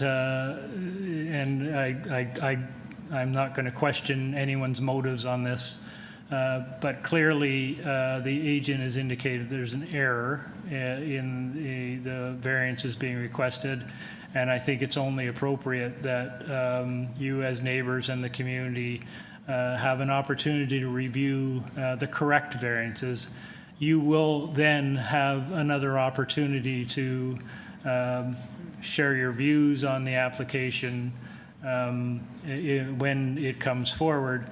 I think what we've heard is that we will attach a requirement that that the agent or the owner undertakes responsible discussions with the neighbors. You may or may not be able to resolve the issues, but it sounds like those discussions haven't really occurred to your satisfaction. So we will ask that the agent do that, and when it comes back before this committee, that will be one of the questions the committee asks the agent, whether in fact those discussions have taken place. Okay, so I'm sorry, no, I can't entertain any comments at this point. I will take a motion. Mr. Byatt? Thank you, Chair. I'd like to move that this application be deferred. Okay. And contingent on the applicant consulting with community members, neighbors. Great, thank you. Do you have a second? In the absence of second, I will second that motion. All those in favor? All those opposed? The motion carries. Thank you very much, and I am adjourning this meeting at 8:20. Thank you all. Thank you all. Thank you, staff. Mr. Chair. Thank you, panel members. Have a good evening.